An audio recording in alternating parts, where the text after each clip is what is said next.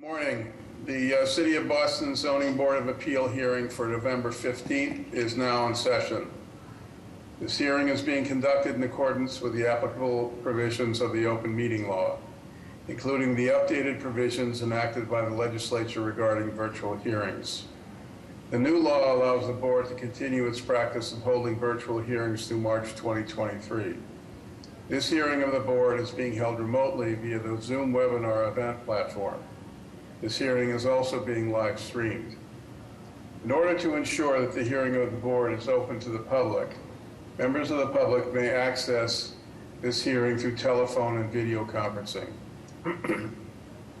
The information for connecting to this hearing is listed on today's hearing agenda, which is posted on the public notices page of the city's website, boston.gov. Members of the public will enter the virtual hearing as attendees, which means you will not see yourself on the screen and you will be muted throughout unless administratively unmuted when asked to comment.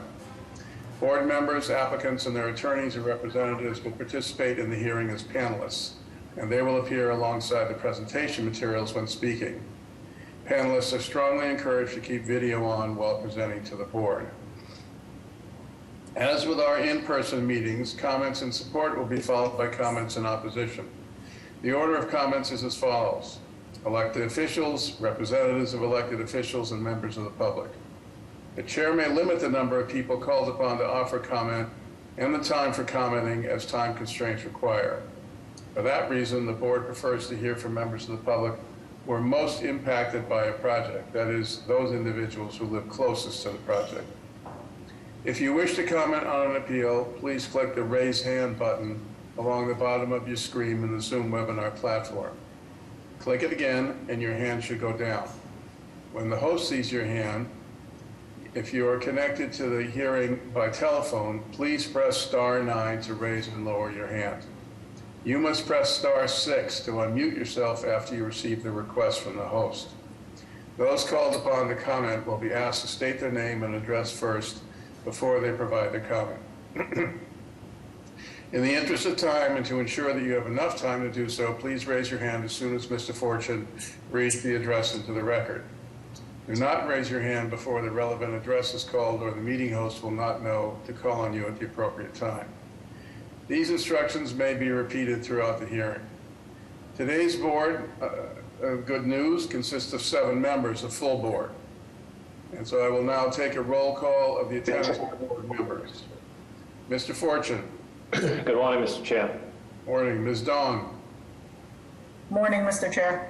Ms. Barraza. Good morning, Mr. Chair. Ms. Pignatto. Good morning, Mr. Chair. Mr. Ruggiero. Good morning, Mr. Chair. Ms. Logue. Good morning, Mr. Chair. Morning. And Mr. Hampton from the BPDA. Good morning, Mr. Chair. Okay, just for those in the public, typically the BPDA provides us with written commentary on their views of the projects. They're unable to do so, so I will be asking Mr. Hampton on a regular basis to weigh in. Having said that, Mr. Fortune will now begin with a call. Thank you, Mr. Chair. The first order of business is the approval of the hearing minutes of October 4th of 2022. We need a motion. Motion to approve. Second.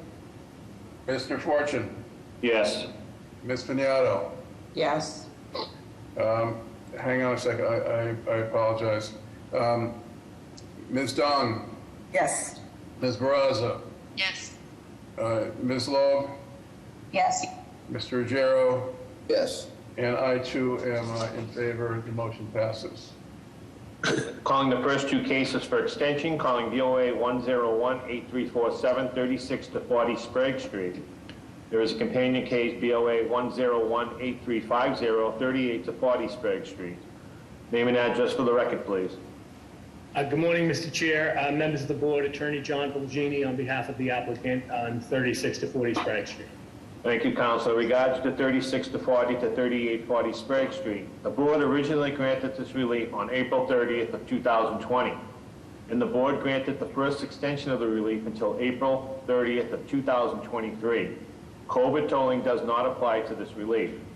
The applicant is now seeking an additional 1-year extension until April 30th of 2024. The applicant has come before the board seeking an extension earlier than usual because their investors do not want to move forward with the project with only 6 months remaining on the relief.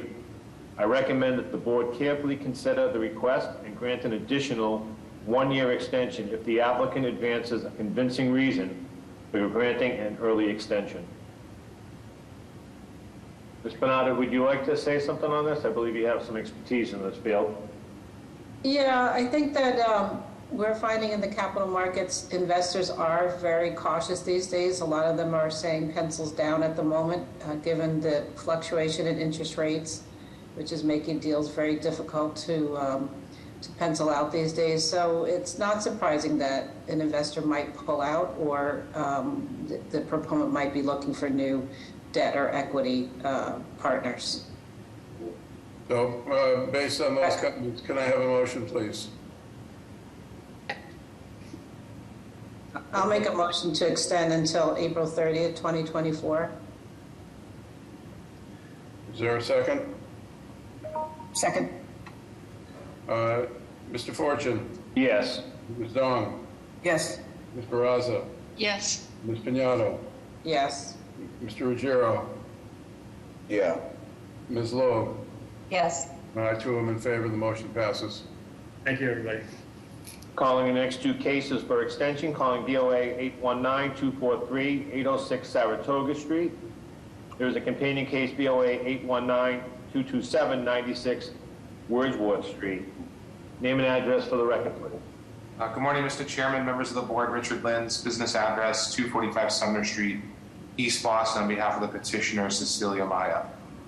Thank you, Counsel. Regarding 806 Saratoga and 96 Wordsworth Street, the board originally granted this relief on November 6th of 2018. The board has since granted 2 extensions of relief. The second extension until November 6th of 2022 encompassed all applicable tolling.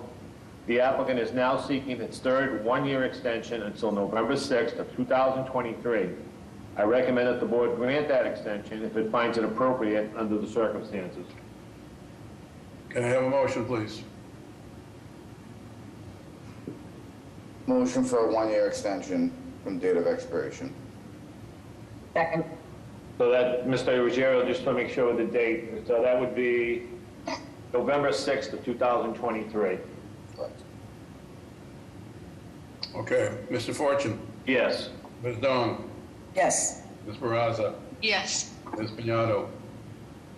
Yes. Mr. Ruggiero? Yep. Ms. Logue? Yes. I am also in favor. The motion passes. Thank you very much. Calling the next 2 cases for board final arbiter, calling DZC 30745-583 Ashmont Street. There is a companion case, BZC 30746-585 Ashmont Street. Name and address for the record, please. Doug Stepanov, address 423 West Broadway, South Boston. The architect on these townhouses. I come before you to ask that the building department has asked me to link the decisions to my eventual arrangement of the buildings. I have 2 townhouses, a 4-unit and a 5-unit. Through the development of this project over the years, we've introduced a 20-foot fire lane on one side, and unbeknownst to me, there was a large sewer main on the other. So what was arranged as a 4-unit to the street with a 5-unit building behind it now works, sorry about that, with the 4-unit building works better in the front toward Ashmont Street, and the 5-unit, vice versa, 5-unit up front, 4-unit in the back. The site's trapezoidal, so what I'd like to do, and what ISD has asked me to do, is rearrange the BZC numbers to correlate directly with the permit number. So 583, which is the first sequence number, would be on the street, and that would be the 5-unit, and 585, unit behind it, would be a 4-unit, because that's what fits on my lot. That's not the way it was originally approved. We also have a unit we're going to abandon. This is 3 buildings on the lot, and through community work, it was reduced to 2 units with the same unit count. Okay, so the number of units is unchanged. It's the orientation and reconfiguration that has been changed. Yes, that's correct. Based on the presence of the sewer main. That's Yes, what's that's triggered correct. this. Okay, Ms. Barraza, have you had a chance to look at the revised drawings? I have, Mr. Chair, and the only question I had was previously you had 3 buildings and now you're consolidating to 2 buildings. Is that correct? That's correct, yes. Okay, great. Yes. Yes. Okay, everything looks good, Mr. Chair. Okay, would you like to make a motion? I'd like to make a motion of approval with, now, did the BPDA review this latest version? Yes, no, Okay, as you can see in front of you, we have approval on these 2 Okay. 5 and 4 unit buildings on site. With the current location? Yes. Okay, so I would like to make a motion to approve. Second. Mr. Fortune, Yes. Ms. Doan, Yes. Ms. Barraza, Yes. Ms. Piñato, Yes. Mr. Ruggiero, Ms. Logue. Yes.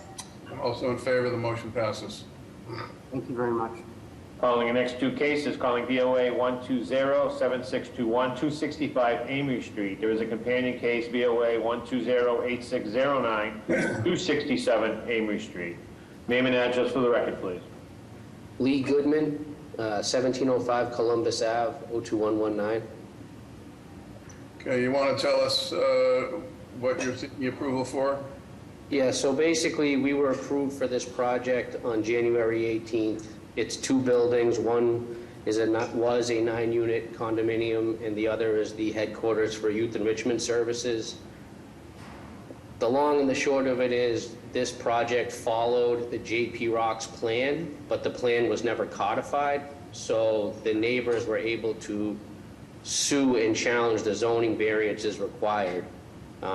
Because while we did follow the plan required a height variance, and the height variance ticked off some neighbors, and they challenged the variance.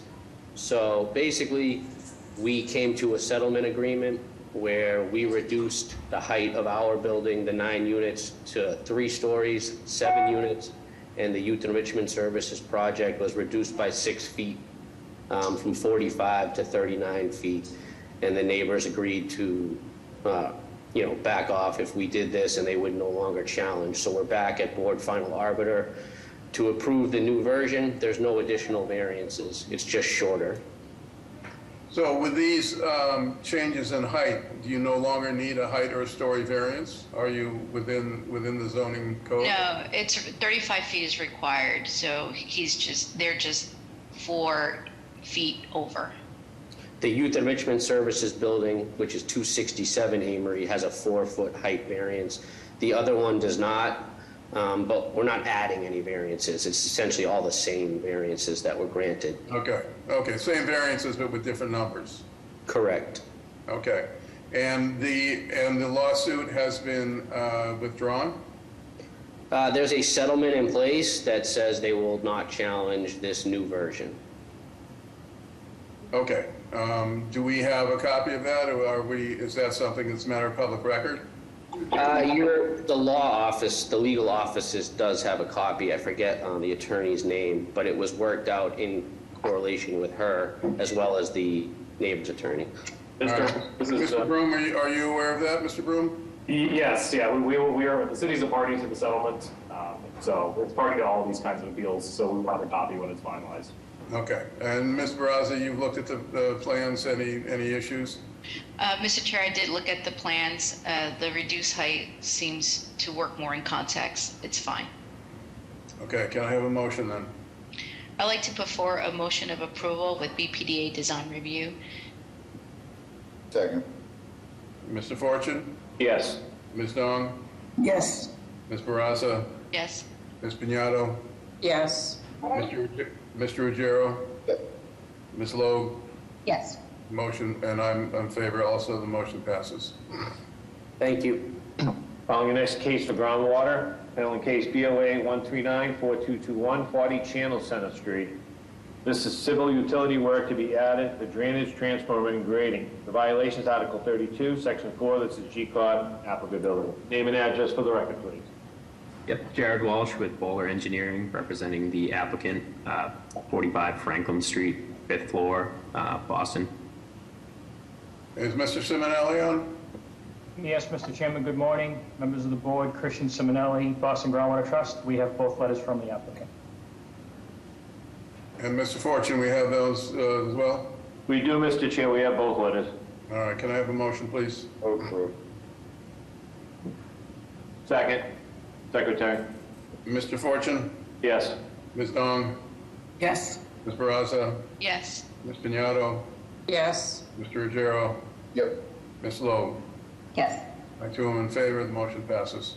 Calling the next case in groundwater, calling case BOA 139-7670, 246 Newbury Street. This is a gut renovation, new floors, groundwater utility windows, finishes, and 3 residential condos over retail.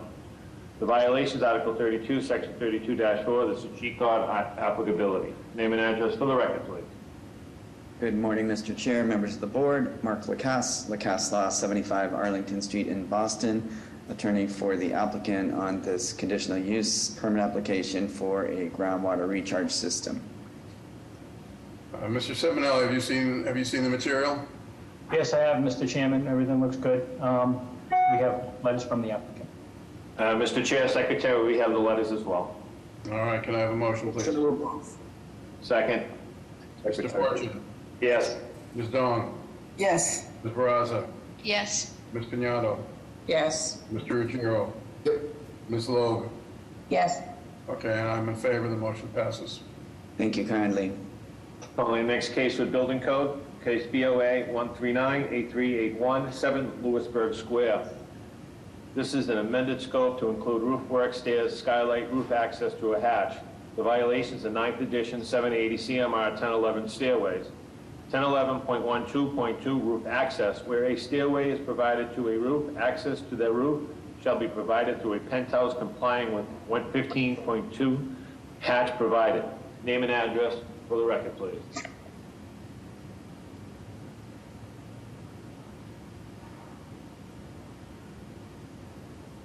Is the applicant on? I think I saw him earlier. Doug? Unmute. There we go. That works. I'm Doug Anderson, Commercial Construction Consulting at 313 Congress Street in Boston, representing the homeowner. The proposed roof hatch is a powered sliding hatch as opposed to a pop-up bubble hatch. There's a couple of practical reasons for this, one of which, of course, is we're in the Beacon Hill Architectural District, and the code prescribed head house with a landing would be visible from across Lewisburg Square, and the HHC would never approve that. And the second issue that's raised is with the code prescribed head house and landing, it would incur 2 zoning violations, one of which is an increase in floor area ratio.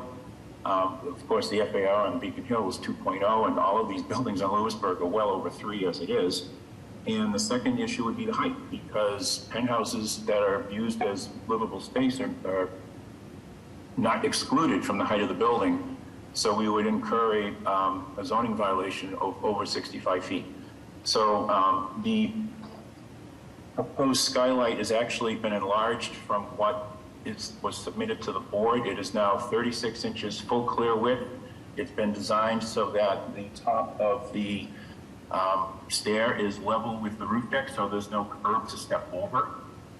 It is only for use by this single family dwelling. It's not like it's a common roof deck, and we feel it's appropriate for the board to grant building code relief.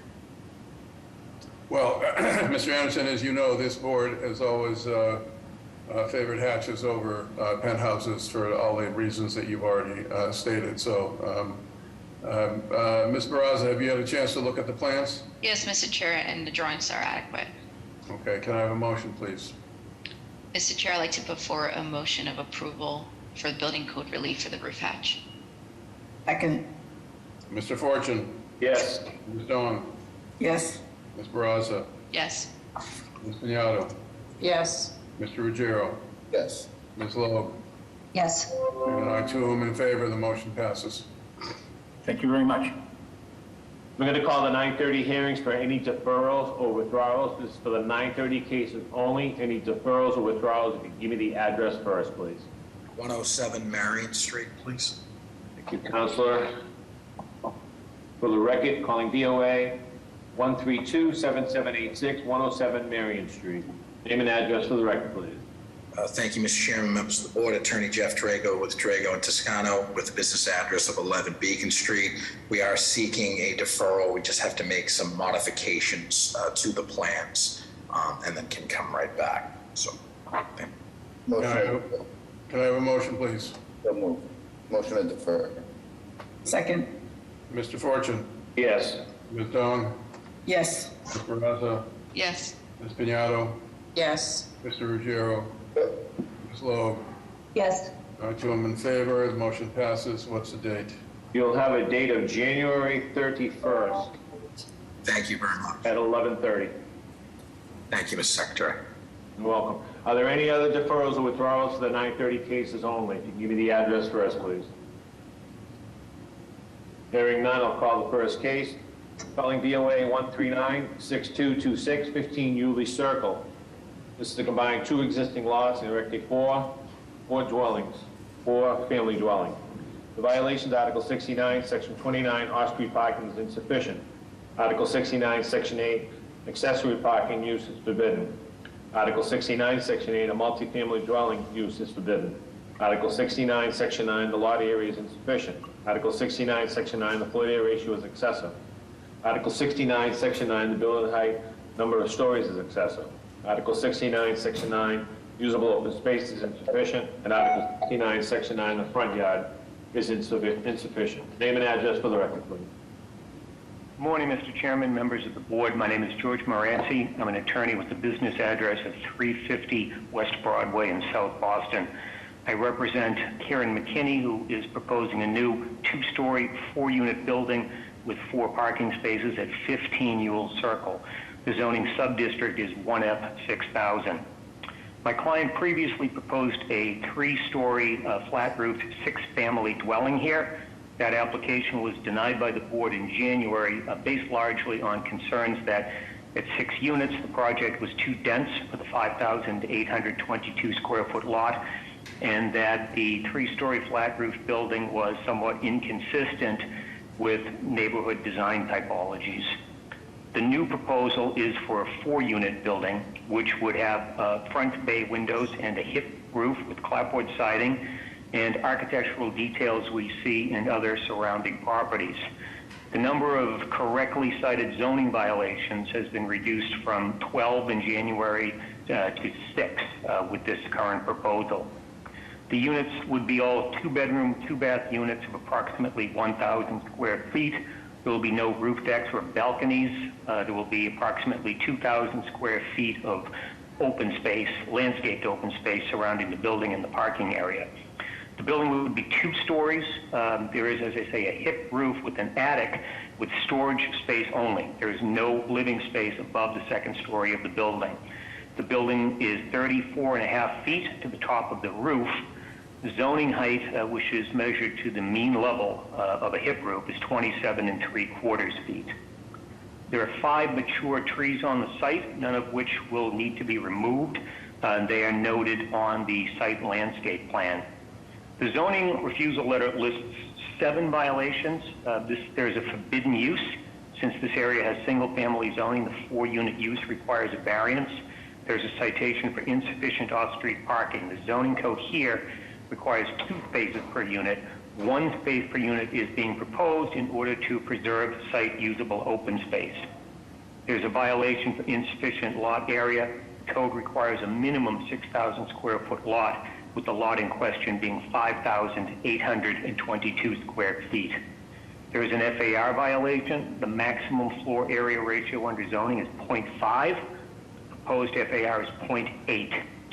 The zoning refusal letter cites a violation for excessive building height, which I contend is a citation made in error. The maximum building height under the code is 2.5 stories and 35 feet.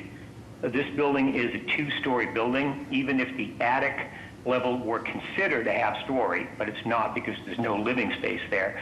This would be only a 2.5-story building, which complies with the code. Violation is cited for insufficient usable open space because this is a 1F zoning subdistrict. The code requirement is 1,800 square feet of usable open space per unit. The proposed open space here is still substantial at just over 2,000 square feet total for the 4 units. Finally, this is a citation for insufficient front yard setback. The required front yard setback is 25 feet. The proposed setback here is 9 feet to the building face and just about 8.5 feet to the front of those forward-facing bays. With that, Mr. Chairman, I'll pause and take any questions that members may have. Okay, thank you. So this is a 4-family dwelling. These are rentals or condos? These would be rental units, Mr. Chairman. Okay, and can we go to the site plan? You said there's a pretty big discrepancy between on the front yard setback between what is required and what is being proposed. Is that modal, or is that, I mean, why is it such a big discrepancy?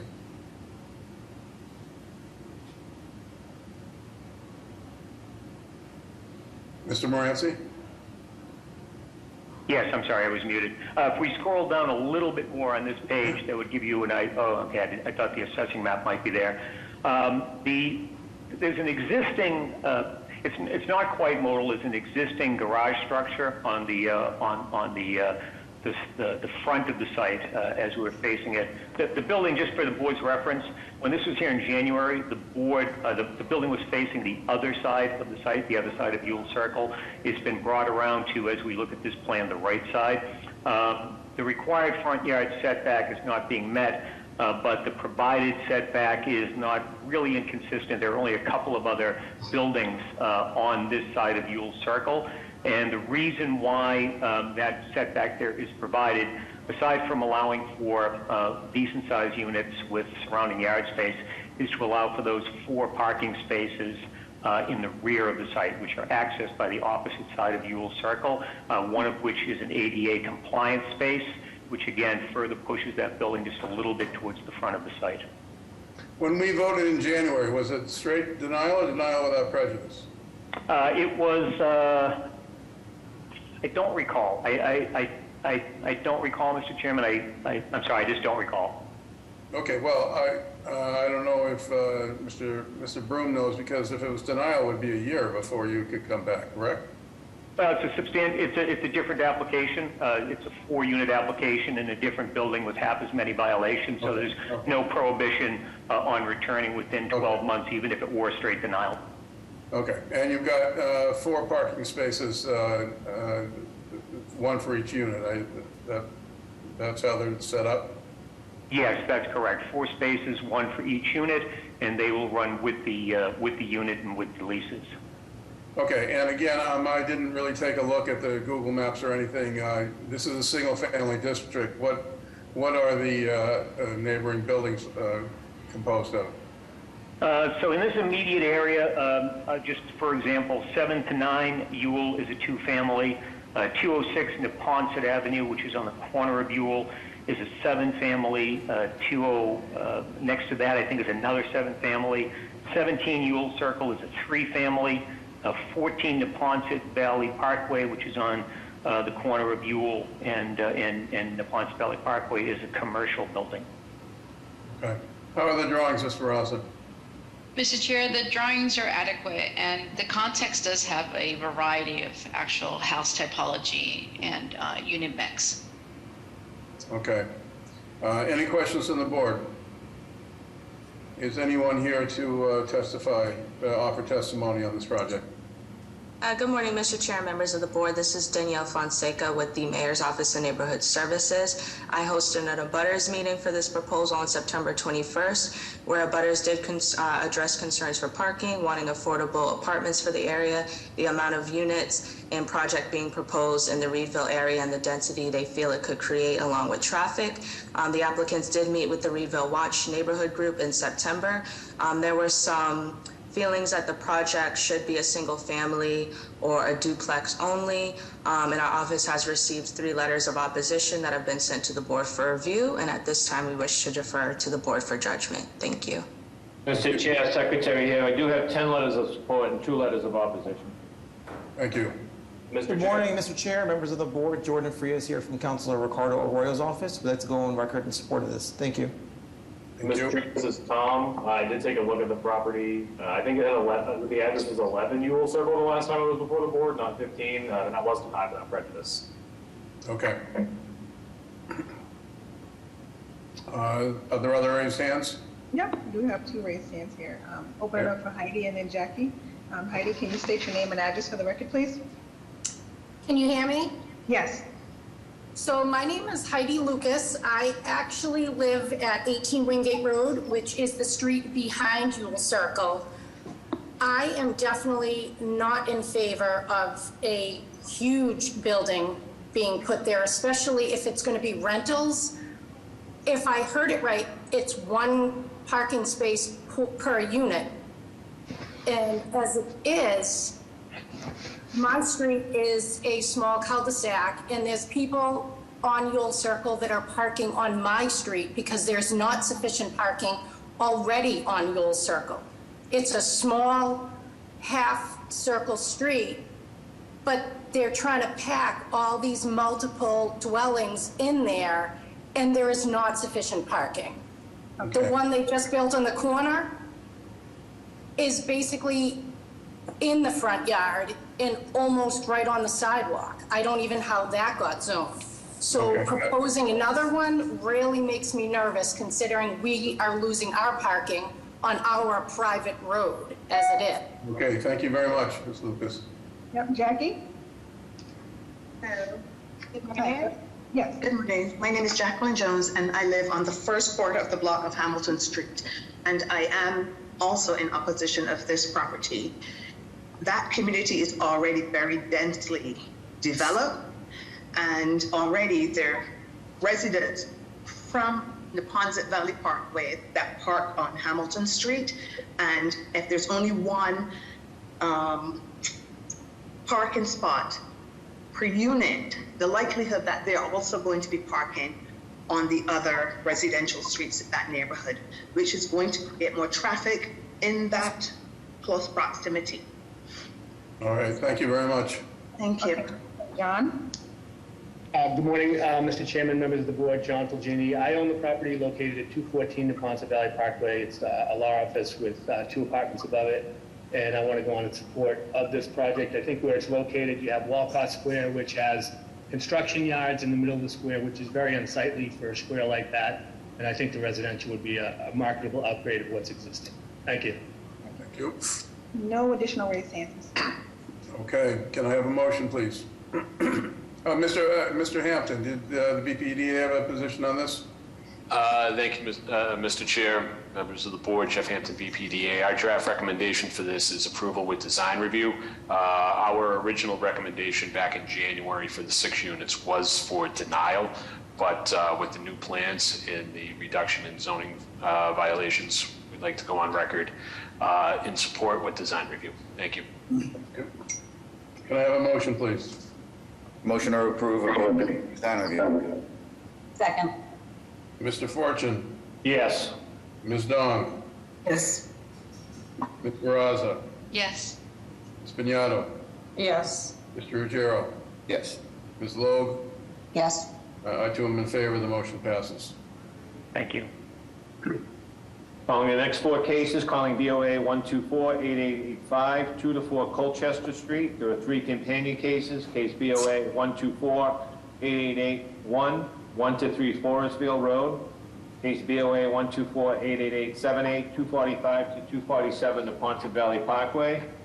And case BOA 124-8876, 241 to 243 Neponset Valley Parkway. I'm going to do 2 to 4 Colchester and 1 to 3 Forestville because they're obviously the same purpose, all over the same purpose, but the violations for the first 2 are the same. So I'm just going to read 1 into the record and then go to Forestville and Neponset. This is erect a new 2-family house as per the plans, of one of 4 new 2-family houses erected on one lot. The violations, Article 68, Section 8, a 2-family dwelling is forbidden. Article 29, Section 4, this is in the Greenbelt Protection Overlay District. Article 69, Section 9, the number of allowed stories has been exceeded. Article 69, Section 9, excessive FAR. Article 69, Section 9, insufficient open space. Article 69, Section 9, insufficient rear yard setback. Article 69, Section 9, insufficient lot size. Article 69, Section 30.12, two or more dwellings on the same lot. 4 are proposed. Article 69, Section 8, accessory parking is a forbidden use. And Article 69, Section 30, to conform with an existing front yard setback. And the violations would be the same for 1 to 3 Forestville. This is for 1 to 3 Forestville, erect a new 2-family house, as for 1 of 4 families to be erected on one lot. This is for 245, 247 to Ponset Valley Parkway, erect a new 2-family house as 1 of 4 2-family houses. The violations, Article 69, Section 9, the number of allowed stories has been exceeded. Article 69, Section 9, the lot width is insufficient. Article 69, Section 9, lot width frontage is insufficient. Article 69, Section 9, excessive FAR.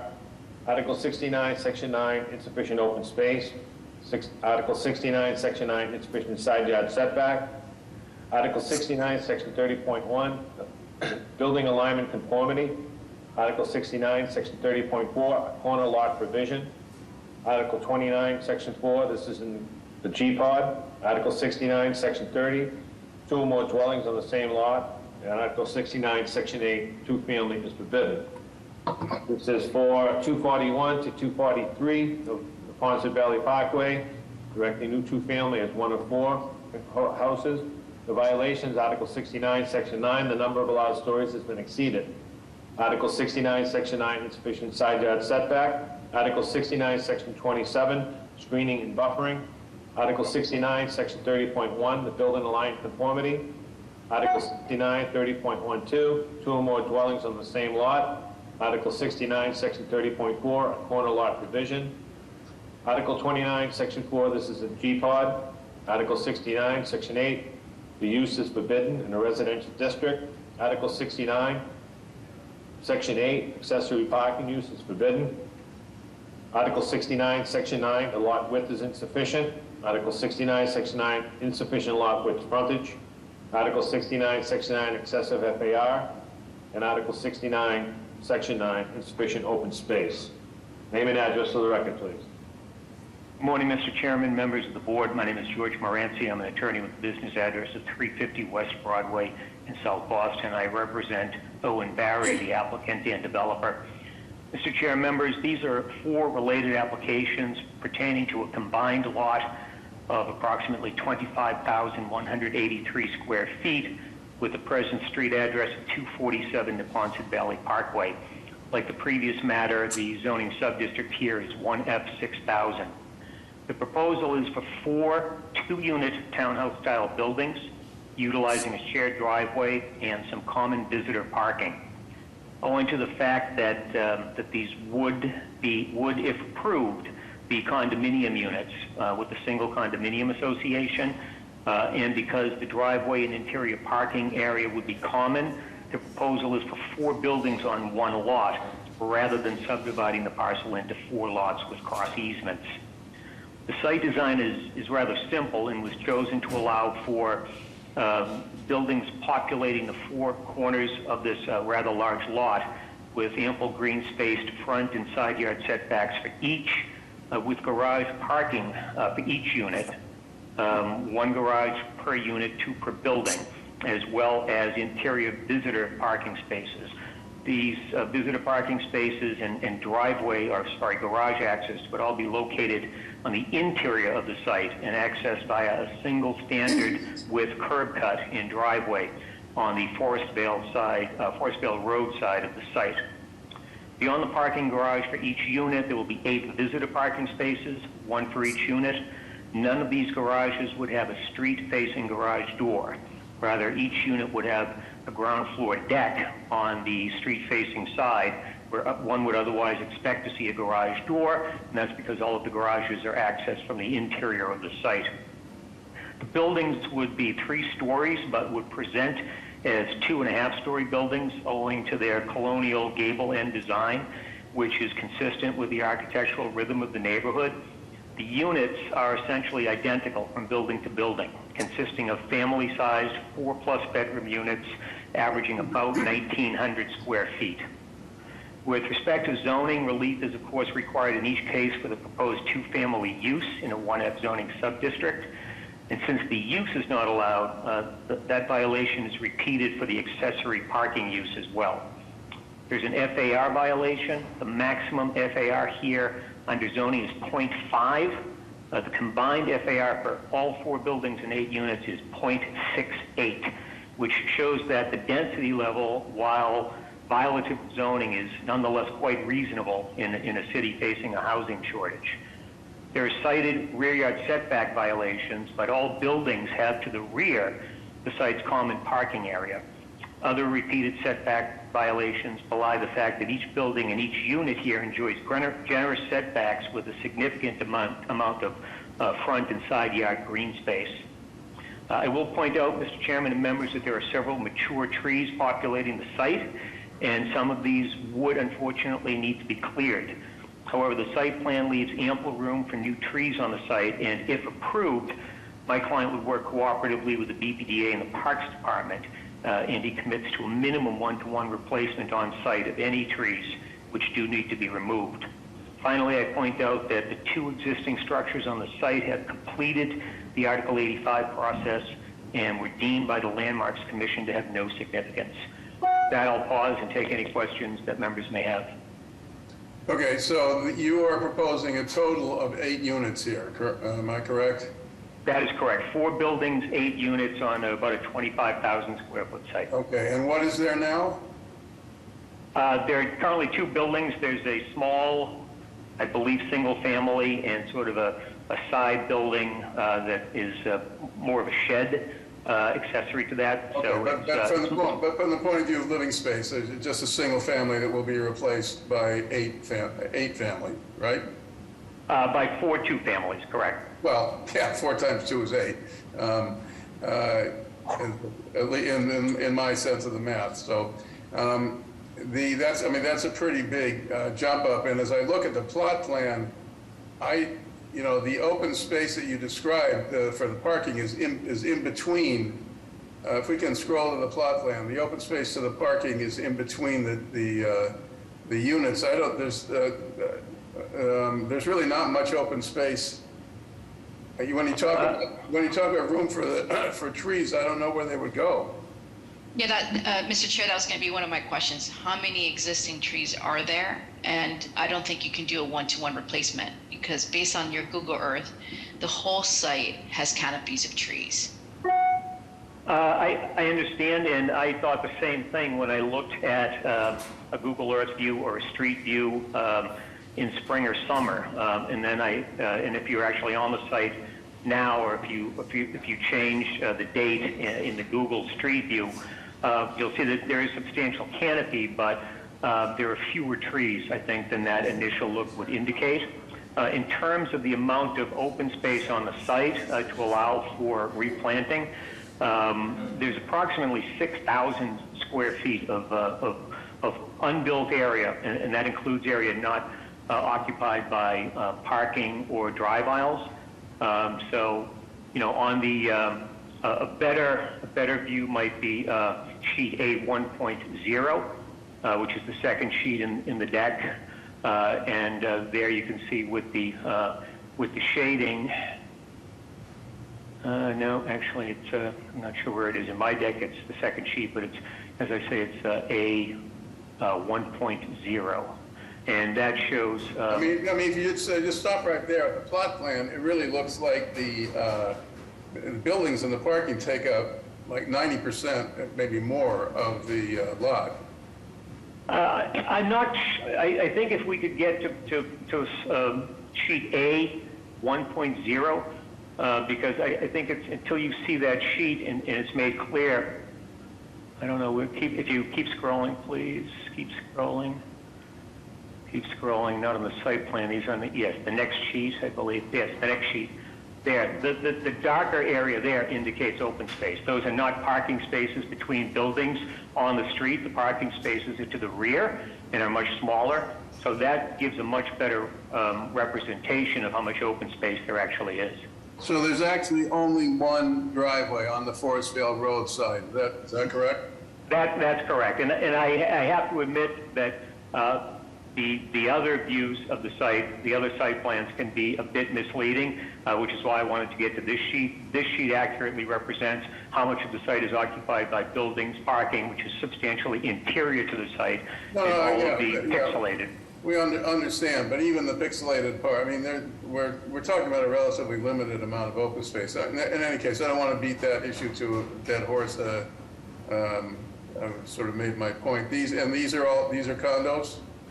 These would be condominium units, yes. All right. How are the drawings, Ms. Barraza? Mr. Chair, the plans are adequate. I would just comment, looking at the urban pattern of the nearby vicinity. You have your typical residential structure next to a driveway. You have that typology, and even nearby there's a cul-de-sac, and you still have that typology of a house and a driveway next to the house. So you're suggesting that this does not fit in the context of the... No, you have the whole middle carved out, taken up with asphalt parking. Okay. All right, any questions or comments from the board? Is there anyone here to testify on the project?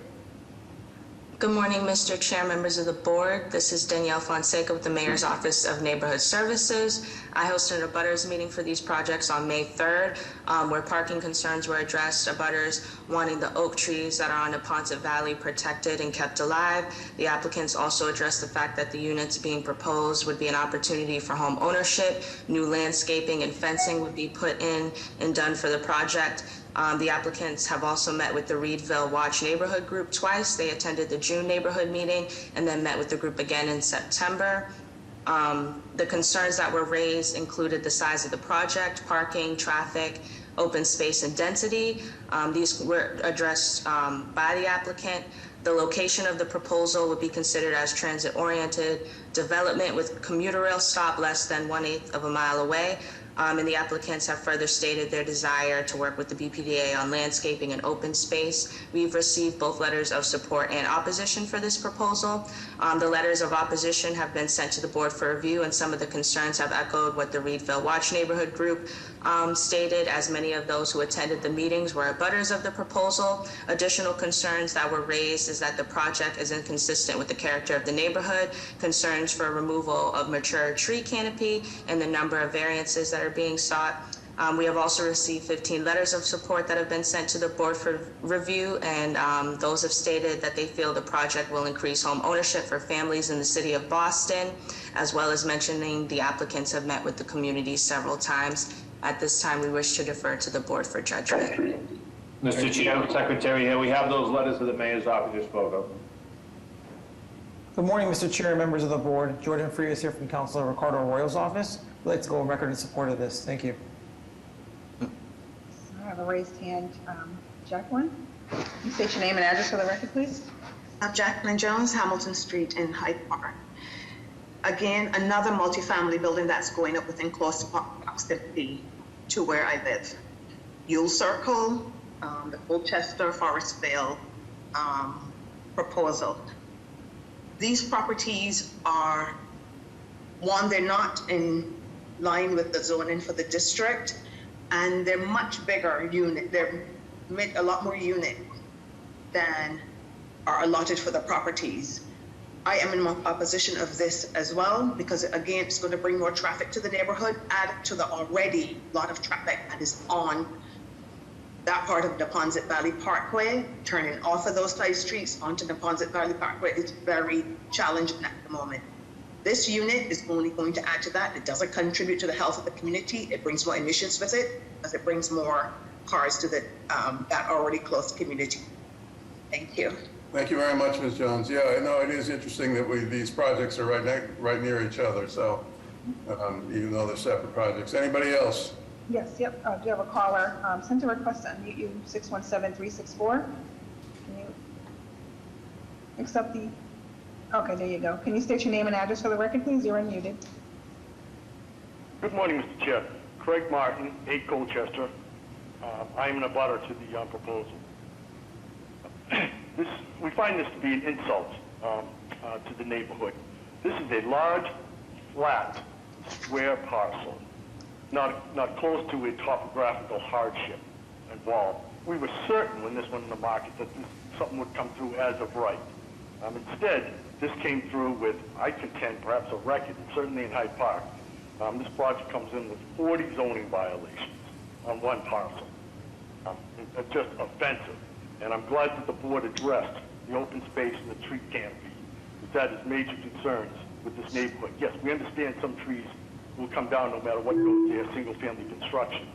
But the city should not be enabling clear cutting to accommodate this. A single family and all single families newly constructed in this area of Hyde Park have just recently gone on the market for $1 million. There's no financial hardship for them building closer to code. We've suggested as a compromise, how about reducing it somewhat, it seemed reasonable, 2 duplexes and 2 single families. Repeatedly we suggested that, and we haven't heard back from them. It seemed like a reasonable request from us, an effort to preserve some tree canopy and quality of life.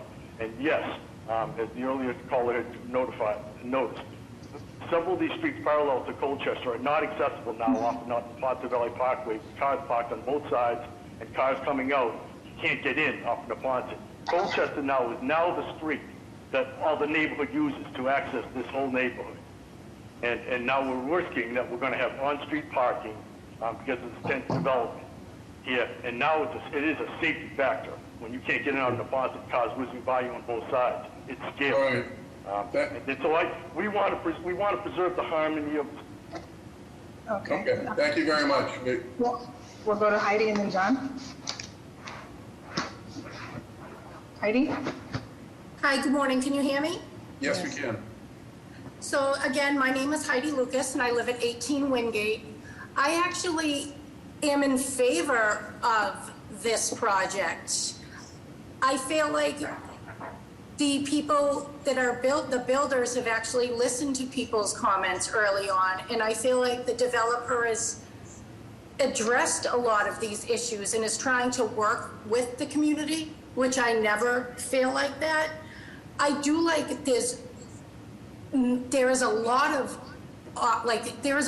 parking, and I like the fact that this is condoized. So you're going to have families that want to move into this neighborhood. I understand the preservation of trees. I'm one, I don't like to see things clear cut. But I do like the parking issue.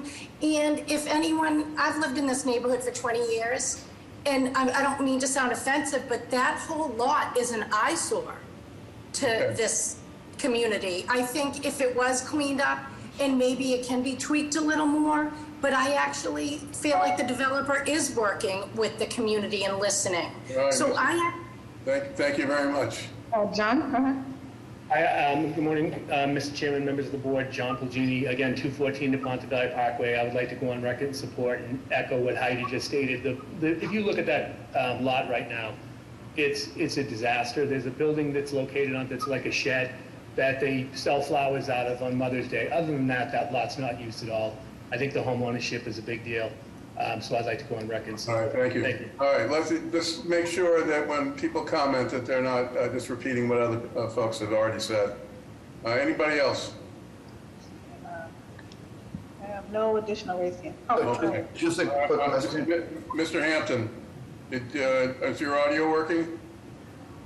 I know Mr. Hampton. Yeah, thank you, Mr. Chairman, members of the board. Jeff Hampton, I'm back. We actually recommended approval with design review on this. Okay, thank you. Just a quick question. So that I'm looking at the Google Street View, and it's definitely some tired pieces of property there. So that shed's going too. It's the whole lot, right? That's correct, Mr. Ruggiero. Okay. All right. Okay, I mean, I think we've got enough information. I think there is an issue with the trees and the landscaping, but I would entertain a motion at this point. I'll make a motion to approve with BPDA design review with particular attention to the landscape plan and plantings and trees and green space. Right, and can we say replacement of all trees that are being taken down? Yeah. Okay, is there a second? I'll second that. Mr. Fortune? Yes. Ms. Dawn? Yes. Ms. Barraza? Oppose. Ms. Piñato? Yes. Mr. Ruggiero? Yes. Ms. Logue? Yes. And I too am in favor. The motion passes. Thank you. Calling your next two cases, calling BOA 135-9834, 18A Euclid Street. There's also a companion case, BOA 139-5868, 18 Euclid Street. This is for 18A Euclid. This is to erect a new three-family dwelling with 3 off-street parking. The violations, Article 10, Section 1, limitation of parking area. Article 65, Section 2, conforming with an existing building alignment. Article 65, Section 65-14.3, traffic visibility across the corner. Article 65, Section 42.7, the narrow side yard of the driveway. Article 65, Section 9, lot area is insufficient. Article 65, Section 9, lot width is insufficient. Article 65, Section 9, lot frontage is insufficient. Article 65, Section 9, floor area ratio is excessive. Article 65, Section 9, the building has excessive stories. Article 65, Section 9, the front yard is insufficient. Article 65, Section 9, the side yard is insufficient. And Article 65, Section 9, the rear yard is insufficient. Hold on 2 seconds. This is for 18 Euclid. To confirm occupancy as a one-family dwelling and subdivide this lot. It's 2 lots, lot 1 to be known as 18 Euclid, and lot 2 to be known as 18A Euclid of 2,692 square feet. The violation, Article 10, Section 1, the limitation of parking area. Article 65, Section 9, the lot area is insufficient. Article 65, Section 9, lot width is insufficient. Article 65, Section 9, lot frontage is insufficient. Article 65, Section 9, the floor area ratio is excessive.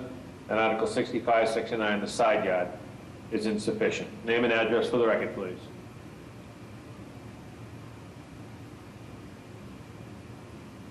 One second, I think it's. Is the applicant here? Okay, he's here. Hold on. 1 second.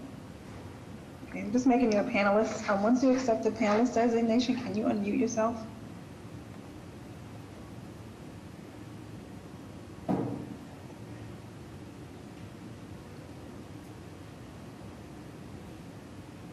Yes. Oh, go ahead. Okay, I had a little trouble unmuting myself. Can you hear me? Yes. Okay. I'm the architect representing the client for 18 and 18A Euclid Street. It's currently the lot is a single family double lot that the client wishes to subdivide into 2 and providing a 3-unit Sir, can you put your name on the record? You didn't put your name on the record. I thought I did. It's 26 Bloomfield Street, Boston, Mass. 02108. Thank you. And with me, I have Kurt Frazier, who's representing the applicant. Okay, so who's going to present on this? Well, I've started, so I can continue. Okay, yeah. Please describe the project and the zoning violations. So the project is like I said, it's a subdivide. Currently it's 1 lot, 1 double lot with a single family on it that the client wishes to subdivide into 2 lots and place a 3-family unit on the subdivided part of it. There will be 3 parking spaces provided, and also a parking space that will remain on site for the current single family. So there is currently on the empty level, there's actually a garage there, right? Hello? There's nothing on the site right now. There's nothing on the site. There's an empty lot, and then there's a single family house next to it. There's no structures on the site currently. Okay, I'm looking at Google Maps and I see the single family, and to the right I see a driveway with an old garage. That's gone? I believe that's gone. Can you scroll up to the plot plan? If you scroll to the plot plan, scroll down a little bit further. No, next one, next sheet. This is the site plan. There's just an existing house on the site, and then there's a parking area on the other side. Okay. There's no structure on the site right now.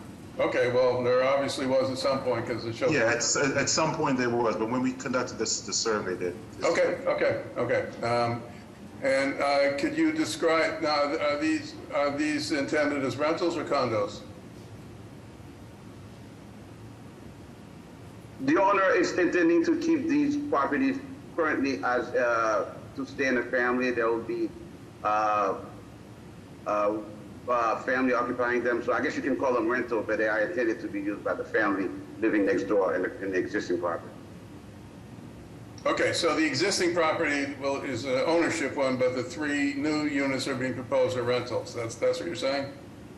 The 3 units will be occupied by. They will not be sold to outsiders. They'll remain as part of ownership, and they'll be occupied by family members. Okay. And where is the parking that you described? There are 2 parking spaces and on Withington Street, and there's a 1 parking space on Euclid Street. If you look at the site plan, you will see that this is a corner lot. So what's being provided is 2 parking spaces on Withington Street and then 1 parking space on Euclid Street. So there's an existing driveway on Euclid Street. There's an existing driveway on Euclid Street. That's correct. And that will stay? That would say the curb cut will need to get wider to provide spaces for 2 cars. One space that will remain with the existing property, and 1 that will be attached to the new proposed structure. Okay, can we scroll down and see what the new plot plan would look like? Do you know what the dimension of the existing curb cut is currently? Kurt may know that. Kurt, you there? Sorry, I'm on mute. Yeah, the existing curb cut, I believe it's 12 feet. I can verify right now. Sorry. I mean, again, on the Google map, it looks like a kind of relatively standard 12-foot. Yeah, 12 foot. Yeah, that's why I mentioned that in the proposal. There's a proposal to make it larger in order to accommodate those 2 Well, I guess I'm a little confused about how it would be larger. You've got the front of your new proposed house that would be right in front of the existing curb cut, so you'd have to move it. Yeah, you have to move it and create a whole new curb cut. Okay, so it's not necessarily larger; it's maybe the same size, but relocated. Is that what I'm seeing? Well, I think that's correct. They're proposing side by side, so the width is 18 feet. Yeah. Except I don't understand what side. I mean, part of the curb cut would go right to the house. Well, what they're suggesting is enlarging the curb cut so there would be 1 parking space for the existing single-family house, and then the other parking would be catering to the 3-family house. That's correct. So the only issue is that now you have front yard parking because you're trying to squeeze 2 spaces within that property line. Mr. Chair, Mr. D'Amico has spoke on this. I believe he's got his hand raised too. He might be able to enlighten us. All right, Mr. D'Amico, please let us know your thoughts on the topic. You're muted, Mr. D'Amico. Hi. I'm sorry. Mr. Chairman, members of the board, Paul D'Amico, BTD.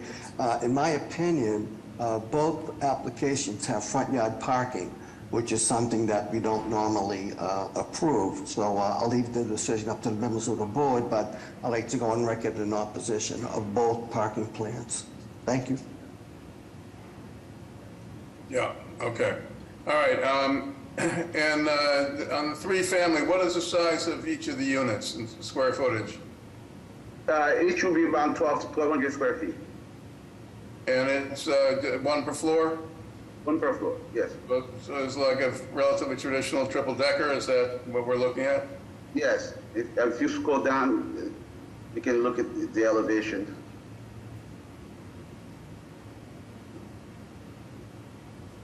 Oh, okay. Yeah. So we designed it in a way that it would match the feel of the street in terms of because you don't have a. Okay. You have a lot of. Okay, thank you. Ms. Barraza, how are the drawings? Mr. Chair, the drawings are adequate.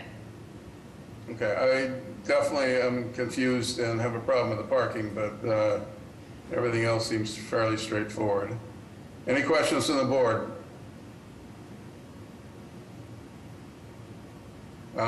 Is there anyone here to testify on the project?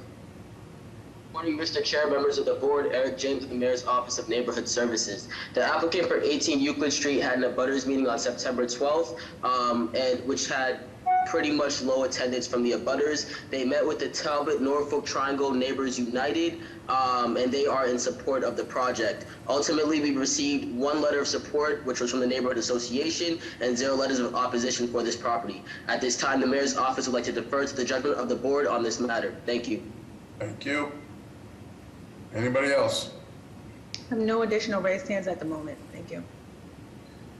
Okay. Well, I think we have a problem with the parking that needs to be sorted out, but perhaps we can come up with a suggestion for that in a motion. So I'm looking for a motion.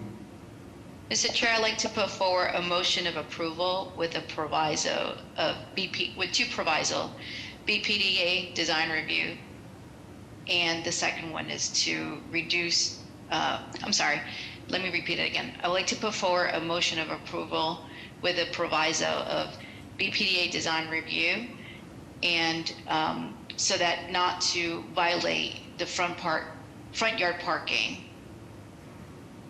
Okay, so BPDA design review and no front yard parking.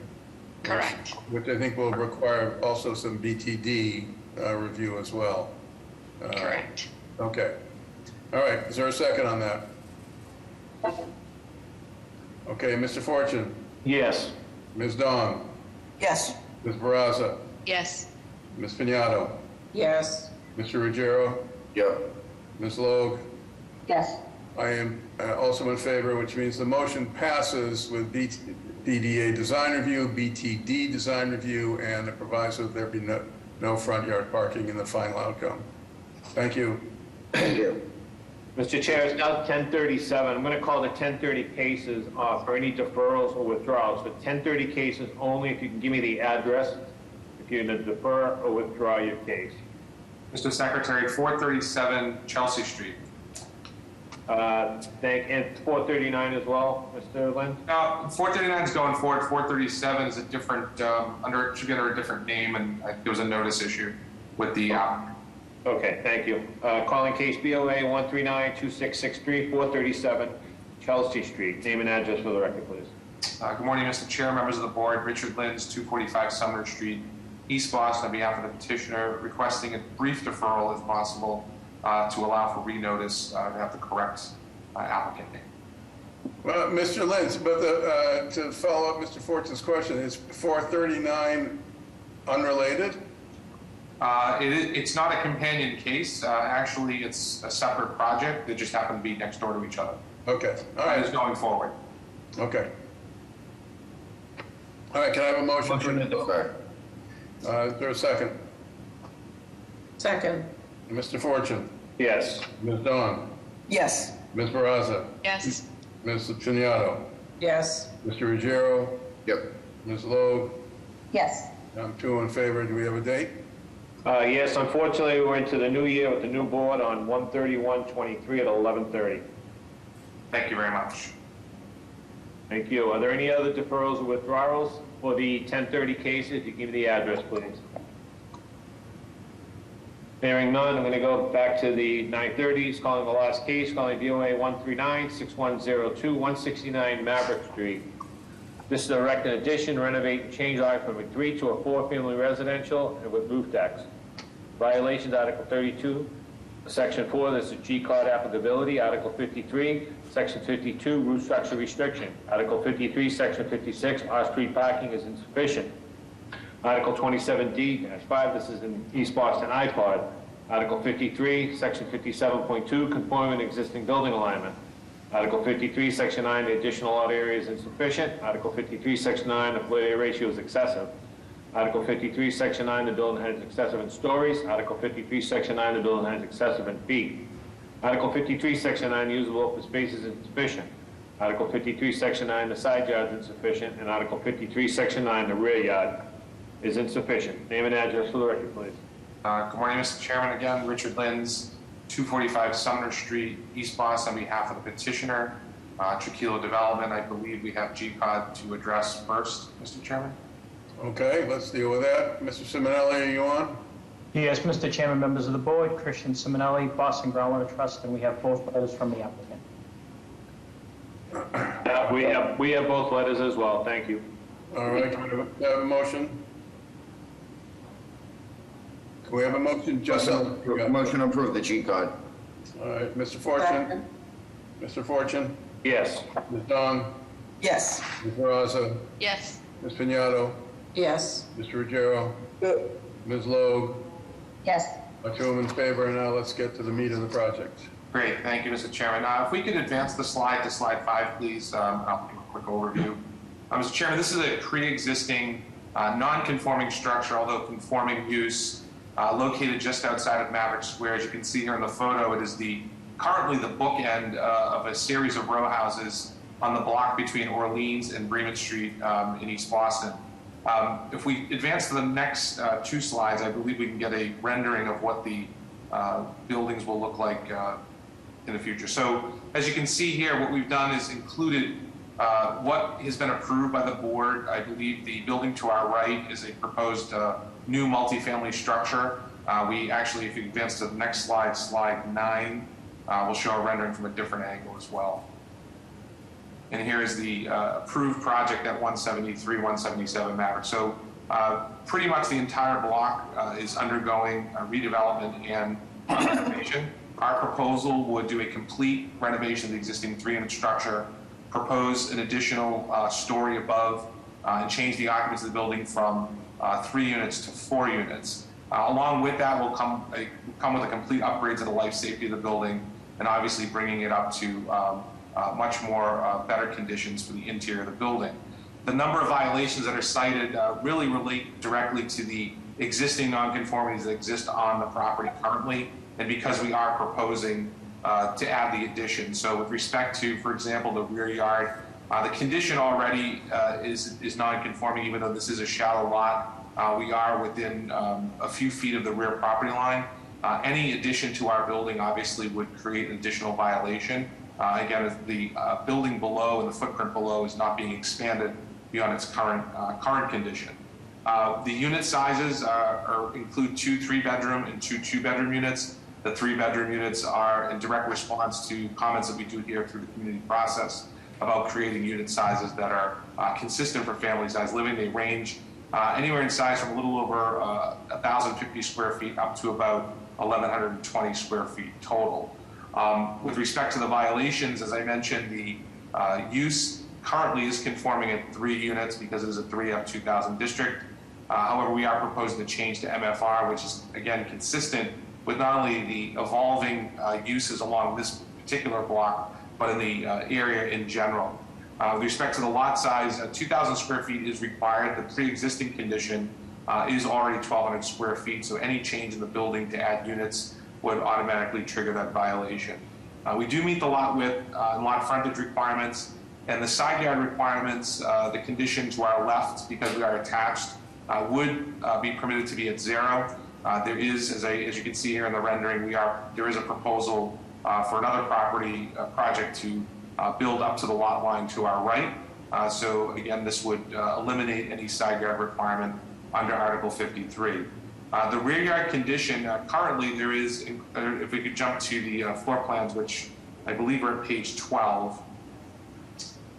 Currently, the rear yard condition is at about 1.2 feet from the rear property line, and that is with look like enclosed porches. Our proposal would actually open those up to allow for some outdoor space, to have some additional outdoor space for each of these units.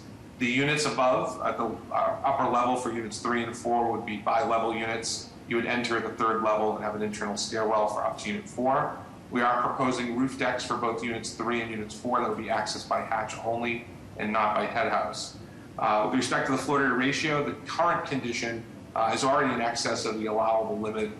It's currently at about 2.87.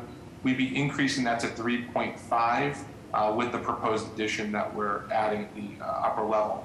Height of our building would be at about 42 feet 3 inches, and this would be a 4-story. That is consistent with the approved projects both left and right, Mr. Chairman, and also consistent with Plan East Boston's recommendations for this area, which would allow for increased height and density, assuming that the Plan East Boston recommendations are ultimately adopted.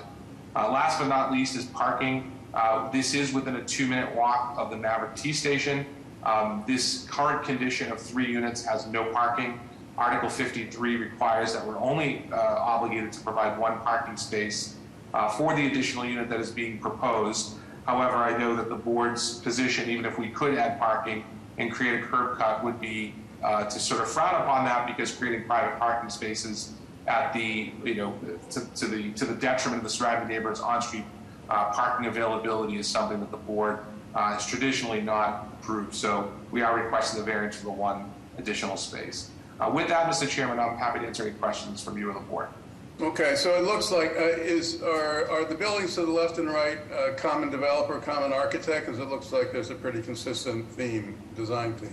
No, actually, the buildings at 173, if we want to jump back to the rendering, 173, 177 was approved by this board about 3 years, 2 to 3 years ago. It's under construction. Currently, the property to the right is, I believe, a different architect as well. We do have Eric Zackerson, who is our project architect, but certainly look at yeah, I apologize, Eric. I don't know if that was your project or not. Eric Zackerson, 9 Sackville. Yes, I am the architect for the building on the right as well, which is currently going through BPDA design review. Okay, so there's obviously common themes and designs, which I think is helpful in terms of thinking about the design choices you're making. Is this in a flood zone, Mr. Lenz? It is not. Okay, but there's no living space in the basement, is there? There's not, no. Okay. Even though we do have a significant grade change from Maverick Street to the back of the building, there's not proposed. Okay. All right, how are the drawings, Mr. Raza? Mr. Chair, the drawings are adequate. Any questions from the board? Is there anyone who wants to testify on the project? Yes. Good morning, Mr. Chair, members of the board. Natalia Benitez with the Mayor's Office of Neighborhood Services. ONS hosted an abutters meeting for this project on August 25th of this year. Only one abutter joined the meeting, and that abutter voiced full support for this proposal. The applicant also presented this proposal to the Gove Street Citizens Associations twice. The membership voted to support the project, with 10 members in support and 1 in opposition. Those who supported believe that this will be a good addition to the neighborhood. And the member that opposed said the proposal was, I quote, too messy, irregular, and high. Our office has received 8 letters in support for this project, and at this time, our office would like to declare judgment to the. Thank you. Mr. Chair, Secretary, we have those letters at the Mayor's office open. Hey, Julius, you're unmuted. Can you state your name and address for the record, please? Yes, Julius Sokol, 167 Maverick Street, direct abutter. I'd like to say I'm in support of this project. So this is the POS. Thank you. No additional raised hands. Okay. From my perspective, Ms. Baraz, I don't know if you would agree, but actually having the same architect on the adjacent buildings allows for some consistency of design, which is welcome. We don't have this kind of chopped up look on the streetscape. All right, can I have a motion, please? Mr. Chair, I'd like to put forward a motion of approval with BPDA design review, paying special attention to the fourth floor material selection. Is there a second? Second. Mr. Forte? Yes. Ms. Doan? Yes. Ms. Barraza? Yes. Ms. Piñato? Yes. Mr. Ruggiero? Yes. Ms. Loeb? Yes. I too am in favor. The motion passes. Good luck. Thank you very much. Calling our next case for 10:30, calling BOA 138-5144, 1213 to 1223 Commonwealth Avenue. This is seeking to expand the restaurant, smoking bar with live entertainment at 1217A into an adjacent space, occupancy to remain Assembly A2. The violation is Article 9, Section 1. This is an extension of a non-conforming use. A bar with live entertainment and smoking bar uses are forbidden uses. Name and address for the record, please. Yes, hi. Dawood Taya, 1730 Commonwealth Avenue, apartment 8 in Brighton. Thank you. You can call me David.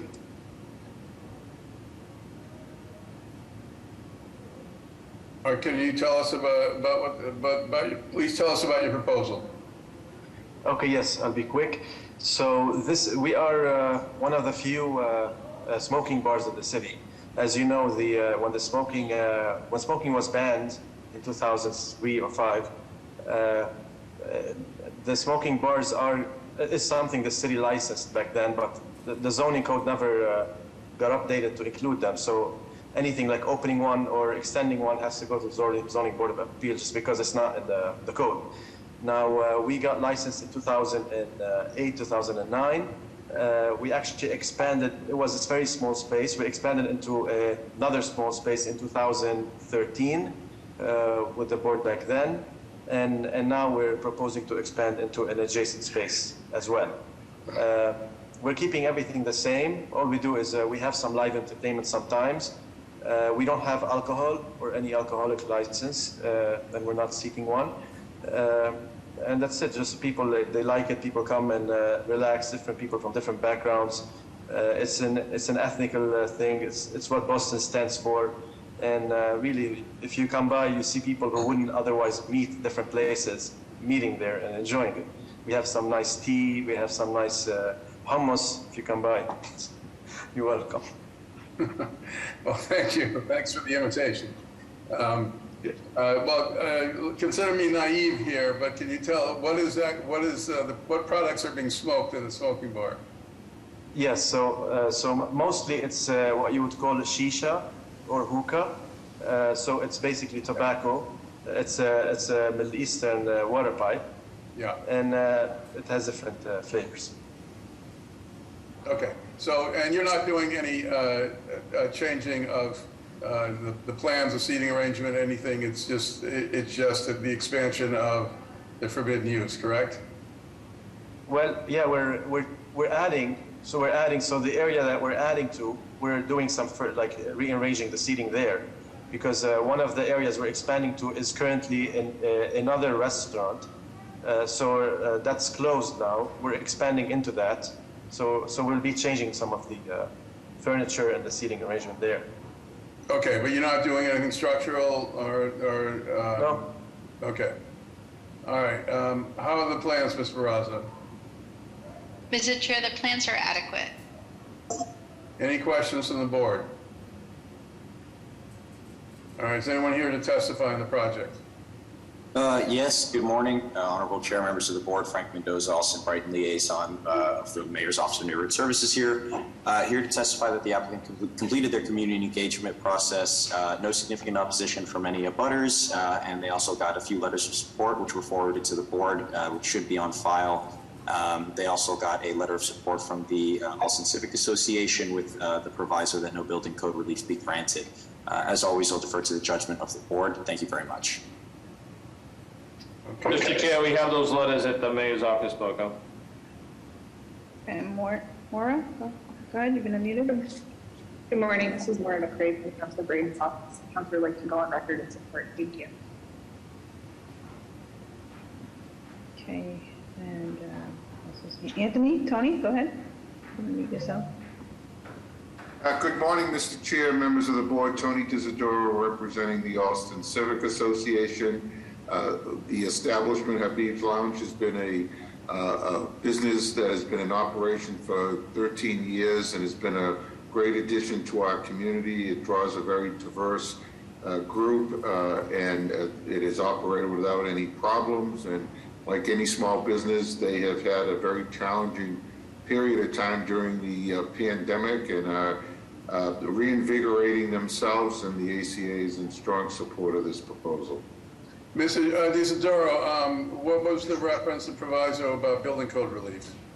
Well, we just felt in most cases where there's construction that's being done, Mr. Chair, that similar to the views of members of the board as well and everything, that we would prefer that no building code relief be granted, that everything be done up to code. So that's the intent of the Okay, but it's not that there's something particular that triggered that concern. Oh, no, not at all. That's a general statement, usually, Mr. Chair, that we include. Okay, thank you. Anyone else? Okay, I have no additional hands. Okay, just a question to the applicant. Will there be new signage on the exterior of the building, or is it, or not? So we already have a sign. So it might be just like a bit relocated, but there's no plans for any additional signage.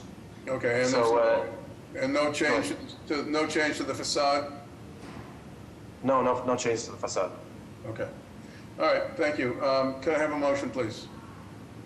Mr. Chair, I'd like to put forward a motion of approval with BPDA design review.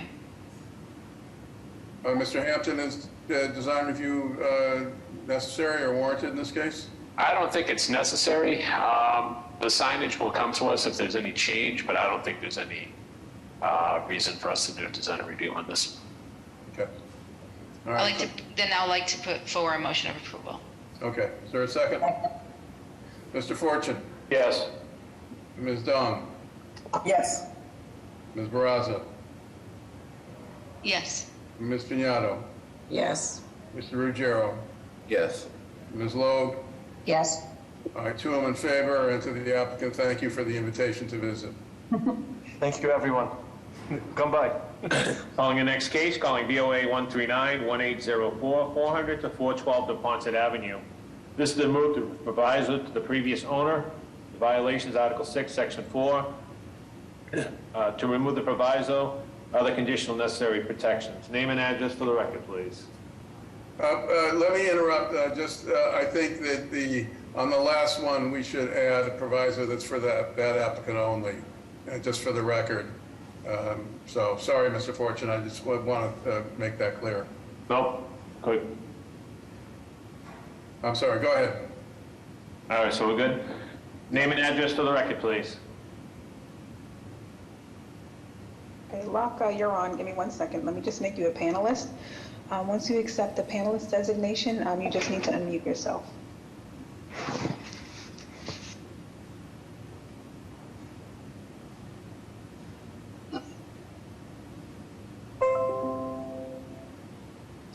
Is the applicant there?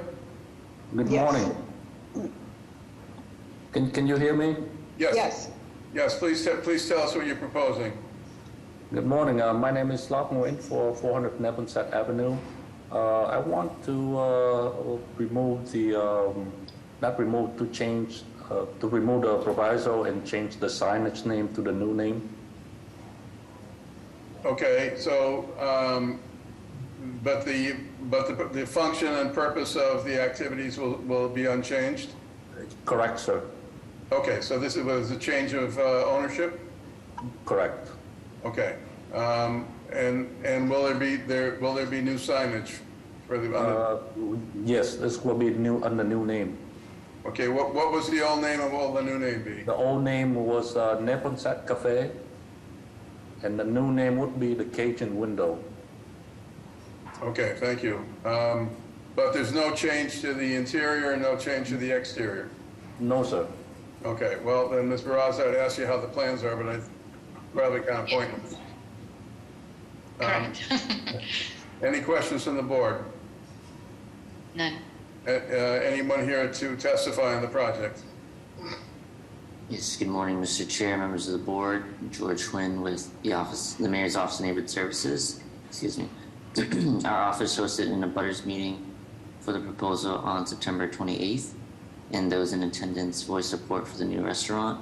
At this time, our office will defer judgment to the board. Thank you. Thank you. Before we take further testimony, let me ask the applicant, will there be takeout at this restaurant? Yes, sir. That will be mainly takeout. Okay, do you have experience doing takeout in the city of Boston? Not in Boston, but in other city, in Mansfield. I worked in Mansfield before. Okay, all right, well, if we approve this, there will be, it will be accompanied by a series of provisos about how to handle trash removal and other issues involving takeout, but we'll get to that at the end. All right, is there any other testimony for this from the public? Nope, I have no additional raised hands. Okay. Mr. Chairman, members of the board, Joe McEachran, City Council, Frank Baker's office would like to go on record in support. Okay, anybody else? Not that I can see. Pardon me? Oh, so not that I can see. Ugh, people always popping up. Thank you. Can I have a motion then? Motion to approve with the following, with the usual takeout provisos and for this applicant only. Is there a second? All right, Mr. Fortune? Yes. Ms. Dong? Yes. Ms. Barraza? Yes. Ms. Piñato? Yes. Mr. Ruggiero? Yes. Ms. Logue? Yes. I too am in favor. Good luck to the applicant, and make sure you check in with the city about what those takeout provisions entail. Thank you, sir. Thank you. Following the next case, calling VOA 139-5861, 110R Lonsdale Street. This is occupancy of a garage to be used for home occupation at 110 Lonsdale Street with proposed screening and buffering. The violations, Article 65, Section 39, screening and buffering required. Article 65, Section 8, a home, the occupation use allowed use regulations. Article 65, Section 9, the floor-to-area ratio is excessive. Name and address for the record, please. Hi, my name is Michelle Flowers. The address is 110 Rare Lonsdale Street in Dorchester. I am coming before you today to change the occupancy of my garage to a office, a home an office. Okay, well, will this be, it's an office for use by the residents of the house, the main house? Yes. Okay. Yes, it is. Well, is there a bathroom, kitchen, plumbing? What's involved? Okay. There's a sink? Yes, just a sink and a heater. Okay. What kind of heater is that? It's a pellet stove. Okay. All right. Okay. And there's adequate venting for the stove? Yes, it is. It was installed by a professional. Okay. So has the work already been done? The work has been done. I fell back during COVID, and apparently the person who had it on file left the office. And so when I brought it up last year, summer, they said that nothing never happened, so I had to refile. So that's why it's taken so long to get to you. Okay. And was this garage used for parking cars prior to this new use? No, because it's so old and our car is so large, it wouldn't fit in there. Okay, where do you park your car? We have a 60-foot driveway, sir. If you look at the drawings, it will show you that we park up to 5 cars in the driveway right now. Oh, okay. All right, plenty of, so it sounds like there's plenty of room. Mr. Chair, I just have a question. So the vinyl cladding that we see in front of us in terms of the photo, that has been, when was that installed? When was that cladded? When was it infill? Do you talking about the vinyl siding itself? Yes. Yeah, so right now it's obviously doesn't have garage doors. It has like a bypass door and 2 windows. When was that installed? I moved there in 1999, so I would say 1920. So it's an existing precondition? Yes, it is. Okay. Okay, so since you owned it, it was never used as a garage? No, it hasn't been. Okay. All right, how are the drawings, Mr. Raza? The drawings are adequate. Okay, any questions from the board? Anybody want to testify? Is Mr. Chair, members of the board, George Quinn with the Mayor's Office of Neighborhood Services. Our office received letters of support from abutters, including the St. Mark's Area Civic Association. At this time, our office will defer judgment to the board. Thank you. Mr. Chair, Secretary here, we do have one letter of support from the St. Mark's. We do have 3 letters of opposition opposed to the project. And what's the opposition based on, Mr. Fortune? It's opposed to the project. But no. Sounds like it's already been done, so they were opposed to the garage use. Mr. Chairman, members of the board, Joe McEachran, City Council, Frank Baker's office would like to go on record in support. And I have no additional raised hands. Thank you. Okay, I noted in the application, it talks about proposed screening and buffering to the applicant. Can you tell us what you were proposing for that?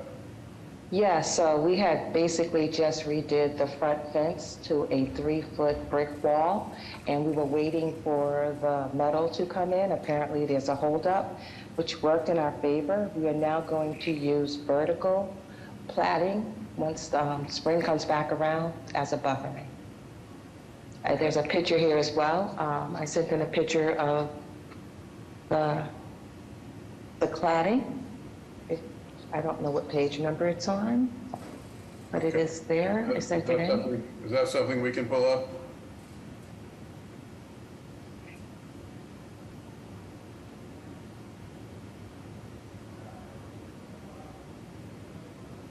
And then if the applicant can just answer, you're currently using as well the space as an office because it's pre-existing. Do you just go to the bathroom inside the house? Yes, we do. We actually have a bathroom, half bathroom in the basement, which the back door is right there. So we just go in and use the bathroom there. So you have to go outside of the space? Yes, we do. Okay. Okay, I think we probably know everything we need to know. Can I have a motion, please? Mr. Chair, I'd like to put forward a motion with a proviso that it's for this applicant only, and that it's only used for an office and not a habitable bedroom. So it's a motion to approve with that proviso, right? Yes. Yeah, okay. Is there a second? Second. Mr. Fortune? Yes. Ms. Dawn? Yes. Ms. Barraza? Yes. Ms. Piñato? Yes. Mr. Ruggiero? Yes. Ms. Loeb? Yes. And I too am in agreement. Good luck. Calling the next case, calling BOA 138-6397, 8 Rowena Street. This is a change of occupancy from a 2-family to a 3-family and convert basement into a 3rd unit. The violation is Article 65, Section 37. Off-street parking is insufficient. Article 65, Section 60-8, 3-family detached dwelling is forbidden. And Article 65, Section 9, the floor-to-area ratio is excessive. Name and address for the record, please.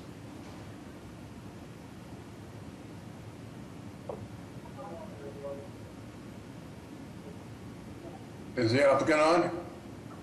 Can you raise your hand if you're on for this case? Okay, yep. Rick, you've been unmuted.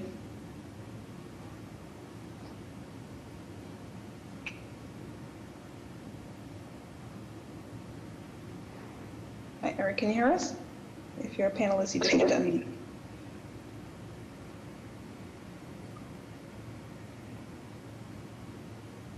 Hello. I'm here with my brother, too. Would you mind adding him as a panelist? His name's Evan. Evan, yeah, sure. Go ahead. Okay, can you tell us what you're proposing, please? Sure. We'd like to convert the unfinished basement to a legal 3rd unit and finish the space and rent it out. Okay, do you live in the building? No, we rent the other 2 units out. Okay.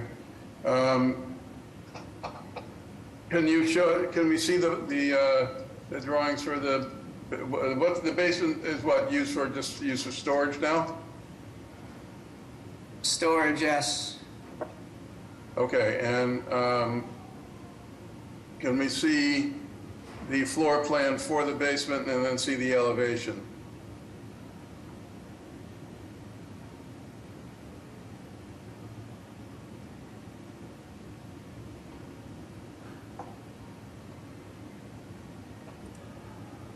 Where will the entrance be to this basement unit? On the front of the house. And you can see it on the floor plan if you scroll down to the proposed plan. Okay, so I'm looking at the house on Google Maps, and there's some steps going up to sort of a front porch, and then a main door. You would go through the main door to get down to the basement unit as well? No, we were thinking of reducing the size of the deck and adding a separate entrance door to the basement on the right side at the front of the building. On the right side of the existing door, or at the right side of the building as a whole? As a whole. Okay. It would be separate from the existing front door. Okay. Can we go to an elevation that shows? There's no elevations in this set. Okay. So, all right. We have an issue with basement units that tend to be underground, and it's hard to tell what the situation is here without elevations. What is the floor to ceiling height in the basement? About 9 feet. And what is the floor to grade height?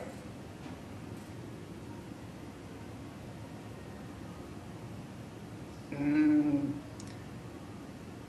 5 feet or so. Okay. I mean, Mr. Raza, I don't know. There's not enough adequate information to even make a decision, so I would almost encourage a deferral so we can see adequate drawings, elevations. The demo plan actually shows indoor egress stairs leading up. But so it's removed, and there's wells adjacent to bedrooms. But I'm not sure if the front entry, if there's enough room to walk into this basement unit from the front. There's just not adequate drawings to make that assessment. Okay, so to the applicant, what basement units trigger concern for this board based on whether whether there are particularly bedrooms in an area that it kind of feels underground and in a dungeon-like atmosphere. It's hard. We approve it in situations where the topography lends itself to adequate light, but without drawings that show the elevations, it's impossible to make that determination on our part. So I'm going to ask someone on the board to make a motion to defer and ask you to come back with more complete drawings. So, Ms. Barraza? I'd like to put forward a motion of deferral. I'll second that. Mr. Fortune? Yes. Ms. Dawn? Yes. Ms. Barraza? Yes. Ms. Piñato? Yes. Mr. Ruggiero? Yes. Ms. Loeb? Yes. And I too am in agreement, so please use the time of the deferral to come up with a set of drawings that would answer questions the board would have. So specifically elevations or a section, you can go back to your architect to request that. You'll have a date of January 31st at 11:30. Do you just need to see the basement windows and the front entry? We need to see elevations, front, side, and rear, or sections, or both, that show the entrance, the access, the windows, egress, and what the relationship of this new unit is to the grade of the surrounding lot. Okay, and basic elevations will show all that information. It's the architect should have provided that to begin with. Okay. Calling the next case, calling BOA 139-0195, 363 East Street. This is erecting a new 4-story building to contain 24 dwelling units, accessory garage parking for 24 vehicles, 2 accessible, 5 standard, and multi-car conveyor stacker elevator system. This 6 parcels of land to be combined into new 9,411 square foot lot. The violation, Article 68, Section 29, roof structure restrictions. Article 68, Section 8, maximum allowed height in the sub-district has been exceeded. Article 68, Section 8, insufficient open space. Article 68, Section 8, insufficient rear yard setback. Article 68, Section 8, sufficient lot size for additional dwelling units. Article 68, Section 7, the basement units are forbidden. Article 68, Section 33, insufficient parking. Article 68, Section 33, design, space size, and access, clear maneuvering for each space. The violations, Article 68, Section 8, excessive FAR. Article 68, Section 31, screening and buffering. Article 68, Section 33, off-street loading. Article 68, Section 44.2, traffic visibility across the corner. Name and address for the record, please. Good morning, Good morning, Mr. Chairman, members of the board. My name is George Moranci. I'm an attorney with the business address of 350 West Broadway in South Boston. I represent Cedarwood Development, LLC, which is to say David Winnick and David Mateo. The site is 363 E Street in South Boston, and it's bounded on the north by Bolton Street, to the south by West 3rd Street, to the west by E Street, and to the west by residential properties on Bolton and West 3rd Street. It consists of 6 parcels being combined into an approximately 9,411 square foot development parcel located in an MFR multifamily residential subdistrict under Article 68. The site contains the former rectory and miscellaneous buildings associated with the former St. Vincent de Paul Church, which is located across the street. All structures were deemed not significant by the Boston Landmarks Commission in July of this year and will be raised. The proposed project is a new 4-story residential apartment building, approximately 43 feet in height, programs to contain 24 apartment units, including 4 IDP units for 17% affordability under the inclusionary development policy. This is an Article 80 small project which was approved by the BRA board this past June after a 17-month review period which included 2 BPDA-sponsored public meetings in the community. The new building, which would be LEED Gold certifiable, would contain 2 one-bedroom units of 716 square feet, 20 two-bedroom units ranging from 825 to 908 square feet, and 2 three-bedroom units of 1,101 square feet, the average unit size being 895 square feet. 3 of the IDP units will be 2-bedroom units, and the 4th will be a 3-bedroom unit. The building contains an at-grade 24-car garage served by a single standard width curb cut on Bolton Street, where an existing 24-foot wide cut will be reduced in size. It should be noted that there is no legal parking on Bolton Street. An additional approximately 14 feet of existing curb cut on E Street in front of the site will be closed, thus restoring at least 1 on-site public parking space. The site will be activated at ground level by dwelling units facing E Street and West 3rd Street. In response to concerns expressed during community process, there will be no roof decks or substantial building balconies, with just a few units having modest inset balconies. With respect to zoning, a height variance is sought. The maximum zoning height here under Article 68 is 40 feet. There is a provision in Article 68 that for buildings existing that are demolished, the existing building height is operative. Here, the existing building is approximately 30 feet in height. The proposed building height is approximately 43 feet. There's an open space violation accruing from the agreement, as I mentioned. A community requests that the building not feature decks or patios. The code requires a 2,000 square foot minimum lot size here with 1,000 square feet for each additional dwelling unit, whereas the lot size here is 9,411 square feet, as I said, which requires a variance. This produces an FAR of 2.76, which exceeds the maximum under zoning of 2.0. There is a citation on the refusal letter which was read into the record for basement units, which are forbidden. This is an erroneous citation. The building contains no basement units. 2 units are bi-level units with a small amount of living space below grade owing to the slope of the site. one in the front and one in the rear. Both of these basement rooms have windows above grade, and the board has questions about that later. They are visible on two of the plan sheets.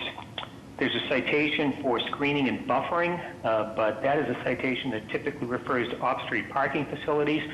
As I mentioned, all parking spaces here are contained within the building in a garage, and thus require no screening or buffering. There's a citation for cross-corner visibility.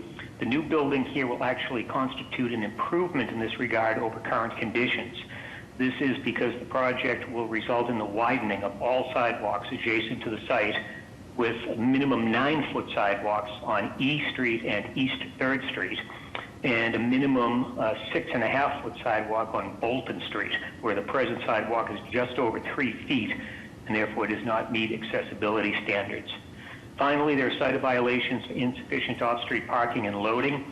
The project does achieve a 1-to-1 off-street parking ratio, which the BPDA and city transportation planners judged as being adequate and the maximum allowable number for this site. With that, Mr. Chairman, I'll pause and take any questions that members may have. So the access to this internal garage is on Bolton Street, not E Street, correct? That is correct. As we're looking at the site from this view, Bolton Street is to the left. That is a one-way street coming towards the viewer with no parking on it. Is there an elevation that shows Bolton Street and the garage doors and what that looks like? There is, and it should be that. That is the right there. That is the E Street down one more, please. I think. I don't know. It was up one more. I'm sorry, up one more. 2.2. Sorry.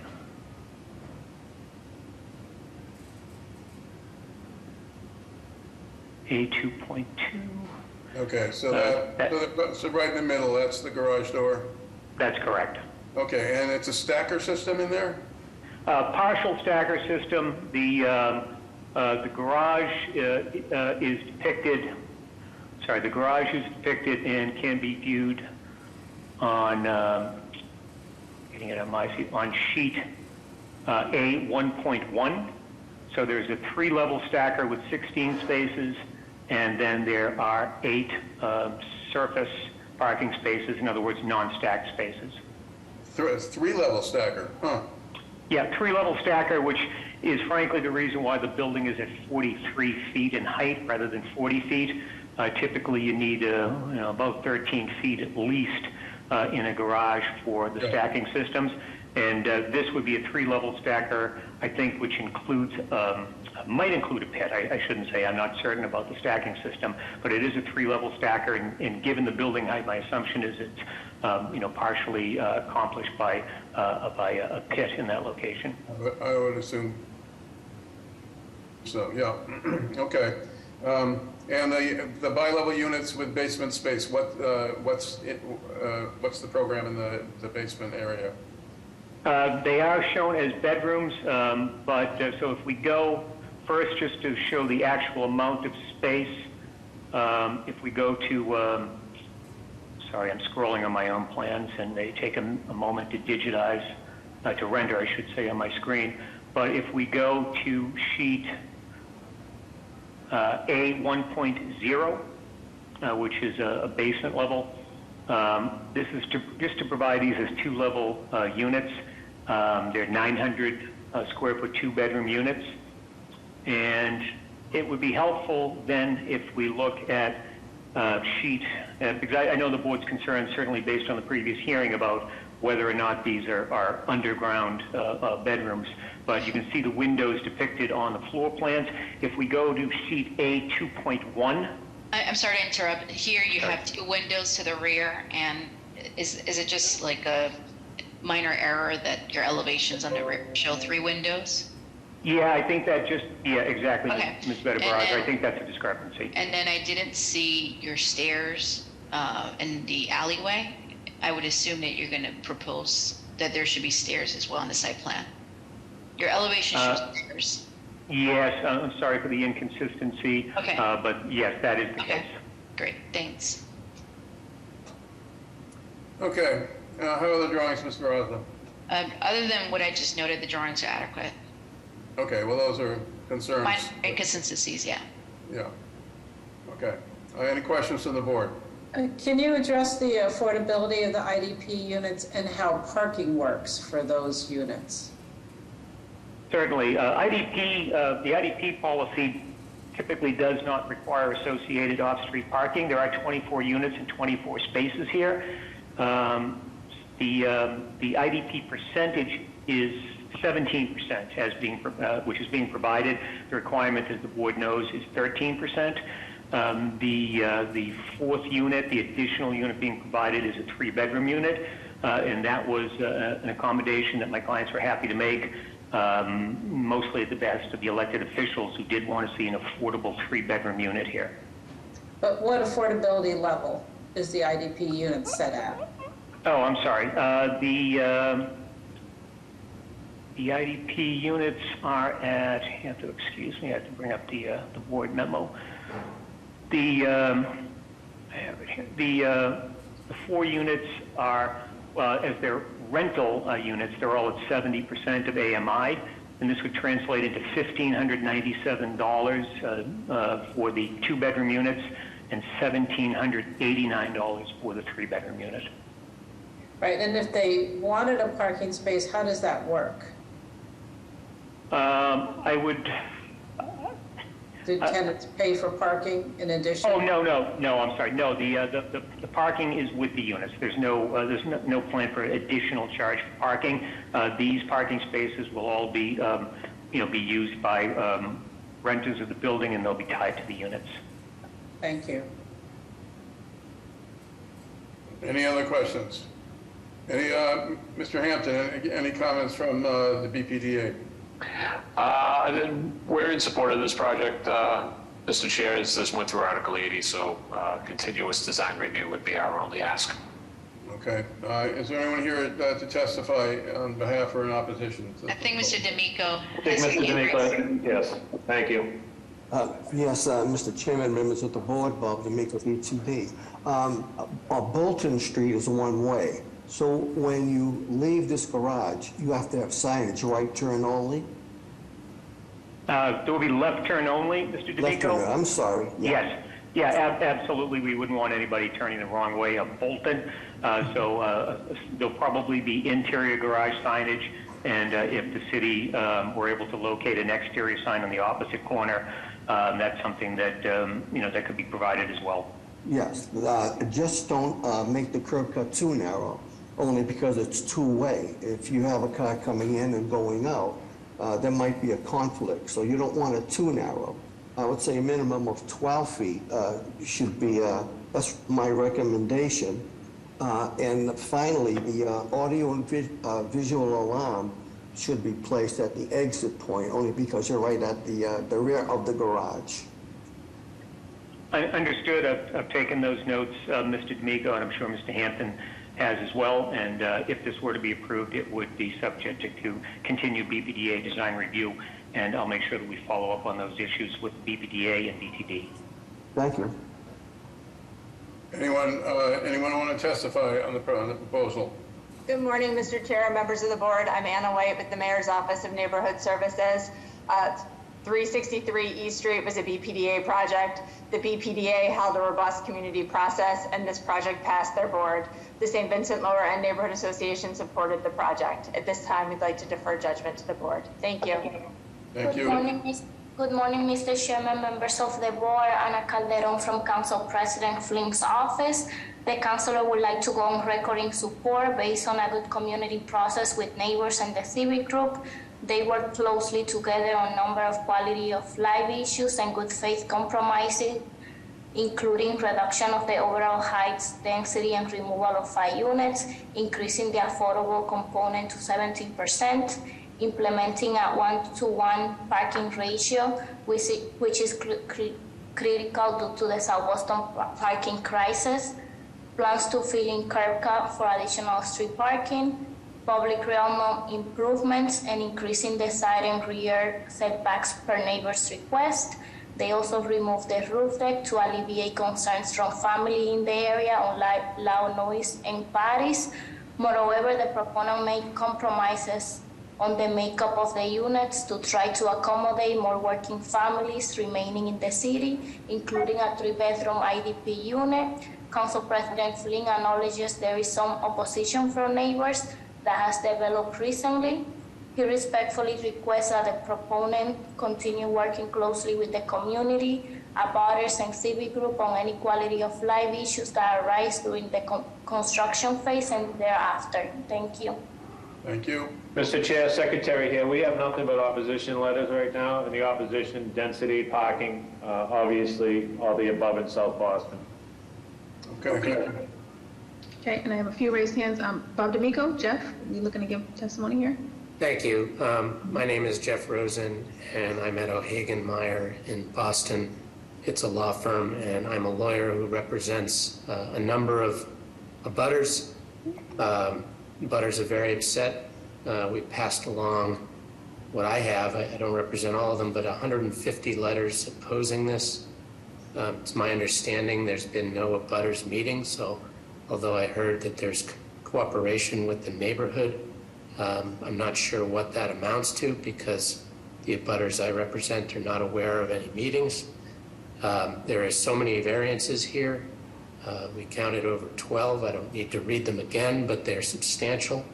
There's dimensional variances, traffic, parking, complete use. They're just very inconvenience. Yeah. Thank you, Mr. Chair.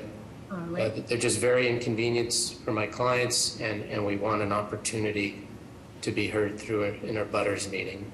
And thank you, Mr. Chairman. Thank you.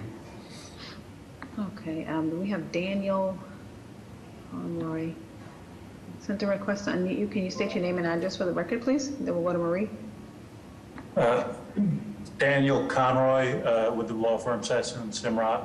I am representing Robert and Ann Flaherty. I echo the comments of Mr. Rosen. I'm mindful that I'm not to repeat them. I believe that my clients are strongly opposed to the project. I don't believe that Mr. Rosen referenced increased traffic and safety concerns that would come with that. That's part of the reason that my clients are adverse to it. Thank you. Thanks. Marie, Allen, go ahead. Hi, my name is Marie. I live on Athens Street. I'm in favor of this project. There's been quite a few community meetings about this regarding this project. I just want to throw my support for it. Okay, and I have no additional raised hands. Okay, can I have a motion, please? Mr. Chair, can I just get a clarification of how many letters of support versus opposition we have in file? We don't have any support letters on file. We have opposition letter. If I may interject very briefly, this is Attorney George Morenzi. Unfortunately, I got them very late. I submitted a support petition with 27 signatures, but I just received it this morning, and I submitted it this morning. So I know that it's not in Mr. Fortune's possession, but it was emailed to ZBA public input. I apologize for the lateness, but as I said, I just got them today. Thank you.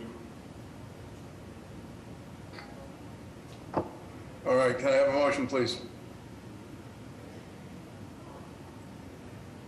Mr. Chair, I'd like to put forward a motion of approval with both BTD and BPDA design review. Is there a second? I'll second that, Secretary. Okay, Mr. Fortune? Yes. Ms. Dong? Yes. Ms. Barraza? Yes. Ms. Piñato? I'm sorry, yes. Mr. Ruggiero? Yes. Ms. Logue? Yes. And I, too, am in favor. The motion passes. Thank you. Calling the next case, calling DOA 106-5436, 8 Peters Street. This is the proposed existing roof deck expansion, the violation of Article 68, Section 29, roof structure restrictions. Name and address for the record, please. Hello, my name is Robert Quintadamo. I'm the owner and occupant of 8 Peters Street in South Boston. You want to tell us what you're proposing? Yep, I have an existing roof deck. It's approximately 85 square feet of kind of functional deck. Since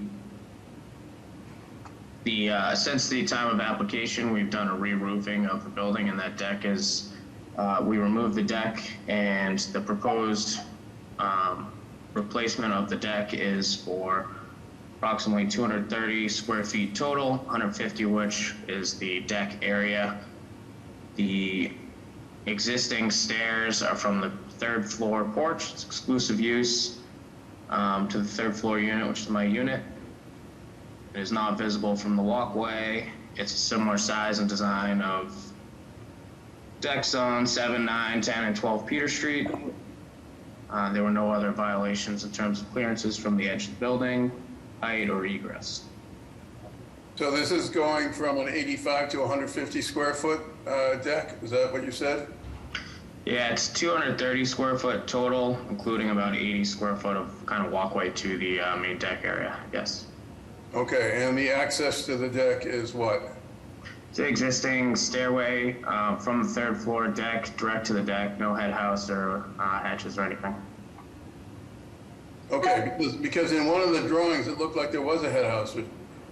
Now, if you look at the right side of this elevation drawing here, there's a stairway that leads right up to that deck landing area. Okay, then I don't know, can you scroll up to the, yeah, keep going. Yeah, what is that on the upper right? It looks like there's some structure there. I think that's just a dimension line. Yeah, that was the existing deck that there was no head house there. All right, you're right. It's yeah, I got you. Okay, all right, so it's pretty straightforward. Ms. Barraza, how are the drawings? Drawings are adequate, Mr. Chair. Okay, any questions from the board? Is anyone here to testify either in favor or in opposition? Good morning, Mr. Chair, members of the board. I'm Anna White with the Mayor's Office of Neighborhood Services. ONS hosted an abutters meeting for 8 Peter Street, Unit 3 on September 20th, 2022. One attendee expressed support. We have received 2 emails in support of the proposal as well. The City Point Neighborhood Association is opposed to this proposal. At this time, we'd like to defer judgment to the board. Thank you. We have the letters that the mayor's office spoke of, Mr. Chair. Good morning, Mr. Chairman, members of the board. Ana Calderon from Council President Flink's office. The councilor would like to go on record in opposition based on feedback from neighbors, abutters, and the City Point Neighborhood Association. For years, Council President Flynn has opposed roof deck proposals due to loud parties at all hours, trash removal issues, and their negative impact on the quality of life for neighbors, young families, our seniors, and persons with disabilities. This case includes an expansion of a roof deck. Council President Flynn maintains his position to proposals such as this, along with the neighbors and civic group. Thank you.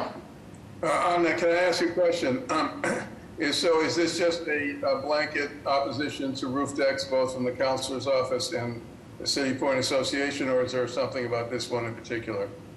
Well, this one, they will be adding more space into the roof deck, so that's something that we have concerns about, but also obviously we are opposed to roof decks due to the loud noise and parties. But this will be more of because of the expansion. Okay. Mr. Chairman, members of the board, Paul Sullivan, City Council at Large, Michael Flaherty, echoing the sentiments of Councilor Flynn's office as well as violations under Article 68. The council to go on record in opposition. We have no additional raised hand. Okay. Can I have a motion, please? Mr. Chair, I'd like to put forward a motion of approval with BPDA design review. Is there a second? I'll second that motion, Secretary. Okay. Mr. Fortune? Yes. Ms. Dong?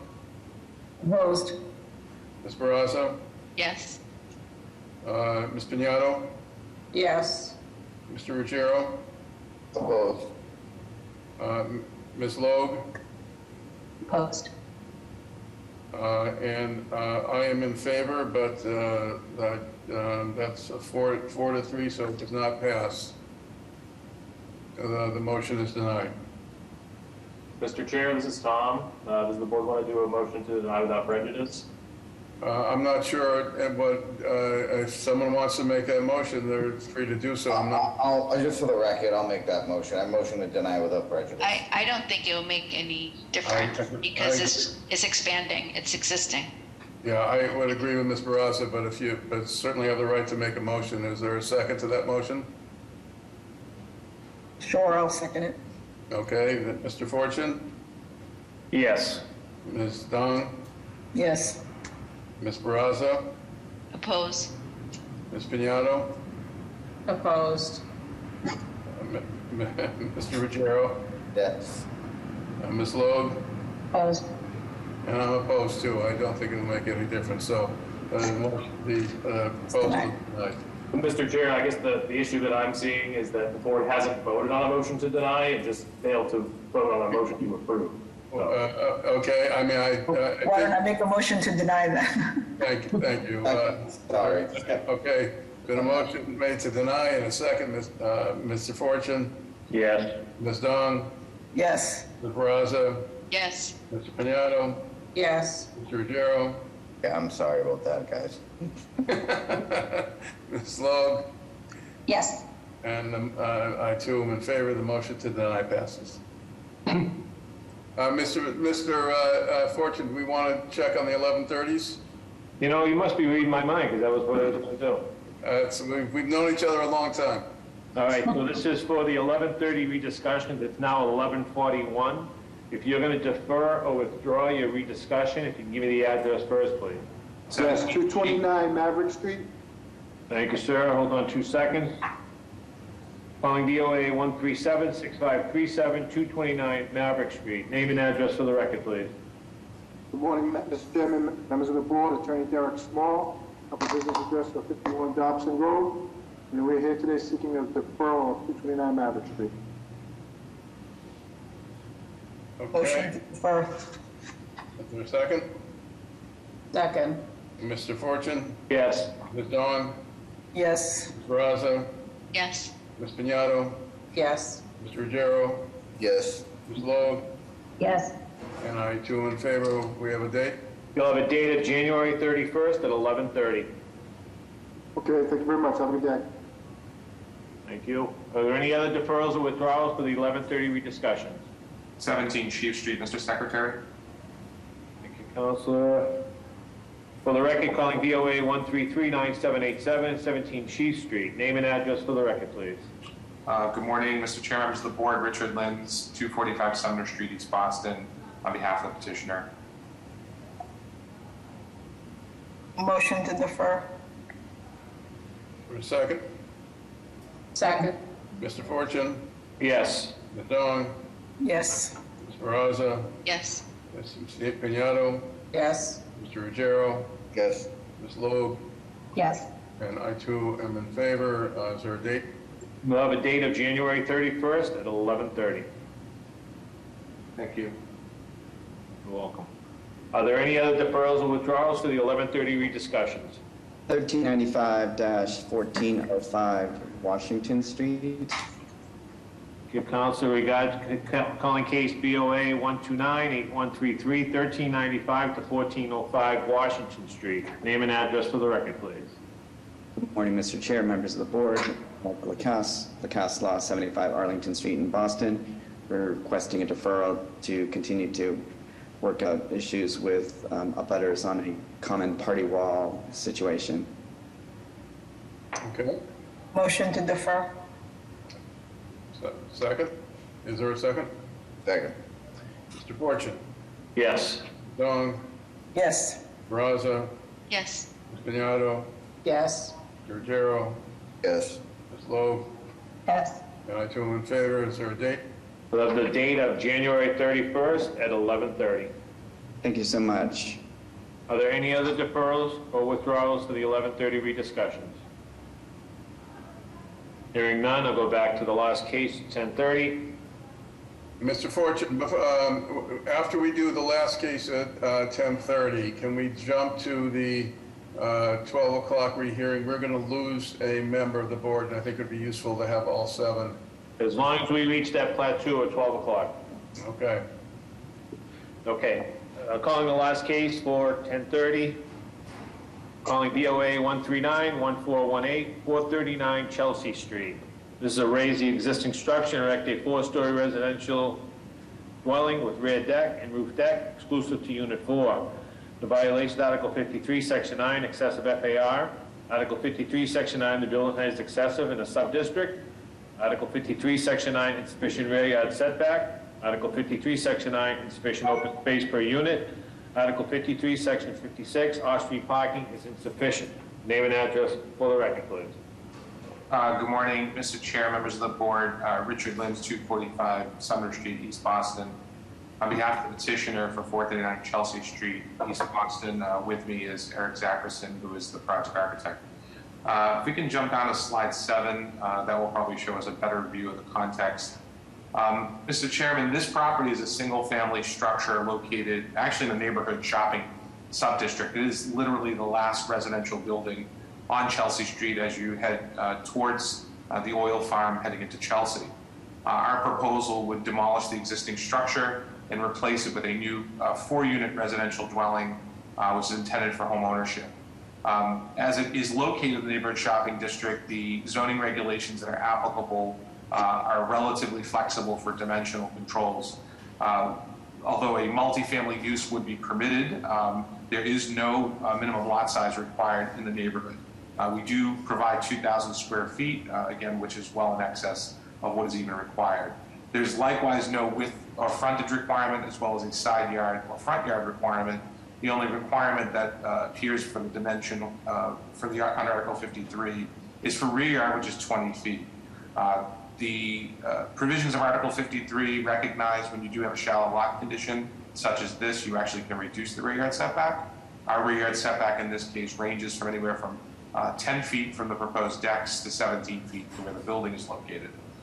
These will all each be 2-bedroom units, generously sized a little over 1,100 square feet for the smallest ones, up to about 1,200 square feet for the larger ones. We do propose to include a roof deck that is accessed by the rear stairwell. It is not accessed by a proposed head house. With respect to the additional violations that we require would be the floor area ratio, which is permitted at 1.0, would be a proposed 2.75. Height of our building is at 42.5 feet, which exceeds the limit of 35 feet for the district. I would point out that the immediate zoning district to our immediate left is the Maritime Economic Reserve, which actually permits a height limit of 55 feet. So we are on that border. And furthermore, this is located in an area that Plan East Boston has identified for increased height as part of its proposed zoning amendment for East Boston. Last but not least would be off-street parking. The zoning code currently requires 5 spaces for a new 4-unit building. There is no parking currently with the existing use. We are located less than a 3-minute walk from the Wood Island T station, however, and parking in this particular area of East Boston is not necessarily an issue as it may appear elsewhere in more congested sections of the community. With that, I'm happy to answer any questions. Can we see, I mean, we've seen some photographs. Sure, I apologize, yeah. We want to jump to, site plan is at page 10. So that's, we can probably, there we go. So it's showing the setback on the rear decks, as I mentioned, is at about 10 feet and then 17 feet to the building itself. We do offset our building from the left side setback to allow for windows on the left side of the building. Our client, the property immediately to our right is 437 Chelsea Street. That is subject of a separate petition for a similar proposal. The board will hear that in January based upon the renotice requirements. So we want to jump down to the next page, page 11, showing our floor plans. These are all typical layouts, very similar, all 4 levels. We did not propose this to be a bi-level style where we would enter on the 3rd level for the upper level units. All 4 levels are pretty similar in size and layout. The roof deck is exclusive to the upper level unit 4. If we want to jump down to the next page, I believe the enumerations sections. Yeah. Next page, please. Just showing our both our elevations front and our left side, and then the next page would be the rear and the right side of the building as well. Okay. And what is the, I mean, this is, I realize that this is the last house on the street heading, but I'm still curious about neighborhood context. What is the typical height of buildings in the area? So I can speak from both experience and direct knowledge that the building directly behind this building has been approved for a similar size project at 4 stories. The area that's in this particular location, and as I mentioned, is neighborhood shopping district, is a mix of some mixed use and some residential. There are varying heights of 2-story up to 3, a little bit higher than 3-story buildings in the immediate vicinity. The elevation of Saratoga Street, which is located directly behind this street, actually sits a little bit higher. So the triple deckers that are on Saratoga Street actually would be higher than the buildings that are located on this section of Chelsea Street. All right, Ms. Barraza, how are the drawings? Mr. Chair, the drawings are adequate. Any questions or comments from the board? The only just the observations that I have along the street is that most of the structures are 3 stories. I would love to hear BPDA's feedback on this project as well. I was going to ask, given they're raising the existing structure, any opportunity for landscaping or street trees? Through the chair, Ms. Panato, we did reference this in the community meeting. If we can jump back to the street view. We do have above ground utilities on this side of the street. And we have committed, and as I do on many of my projects, to include street trees where appropriate. I know we do see street trees further down the street, but based upon both Public Works and Parks Commission, if the street tree is allowed to go into this location, we'll support that and pay for that cost.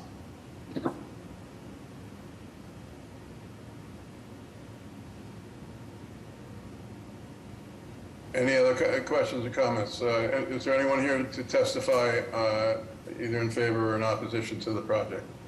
Yes. Good morning, Mr. Chair, members of the board. Natalia Benitez with the Mayor's Office of Neighborhood Services. ONS hosted a abutters meeting for this project on June 1st. 2 direct abutters joined the meeting to express full support. Both abutters stated that they would like to see this area of Chelsea Street be more developed and beautified. The applicant met with the Eagle Hill Civic Association on 2 different occasions to present the project. Excuse me. The group voted to oppose this project with 8 members supporting and 9 opposing. Those who supported believe that this project is a good addition to the neighborhood, and those that opposed do not want to see a single-family homes being demolished. At this time, our office would like to defer judgment to the board. Thank you. Anyone else? Mr. Hampton? Mr. Hampton, what's the BPDA position on this? We're recommending approval with design review on this. We understand, Ms. Barraza, the concern about the height, but since it is abutting the MER sub-district that allows 55 feet, we are comfortable with this one being 4 stories. Thank you. Anybody else? I have no additional raised hands. Okay, can I have a motion, please? I'd like to put forward a motion of approval with BPDA design review and a proviso that roof deck access is through an internal stair from the 4th unit. Is there a second? Second. Mr. Fortune? Yes. Ms. Dong? Yes. Ms. Barraza? Yes. Ms. Piñato? Yes. Mr. Ruggiero? Yes. Ms. Loeb? Yes. And I too am in favor. The motion passes.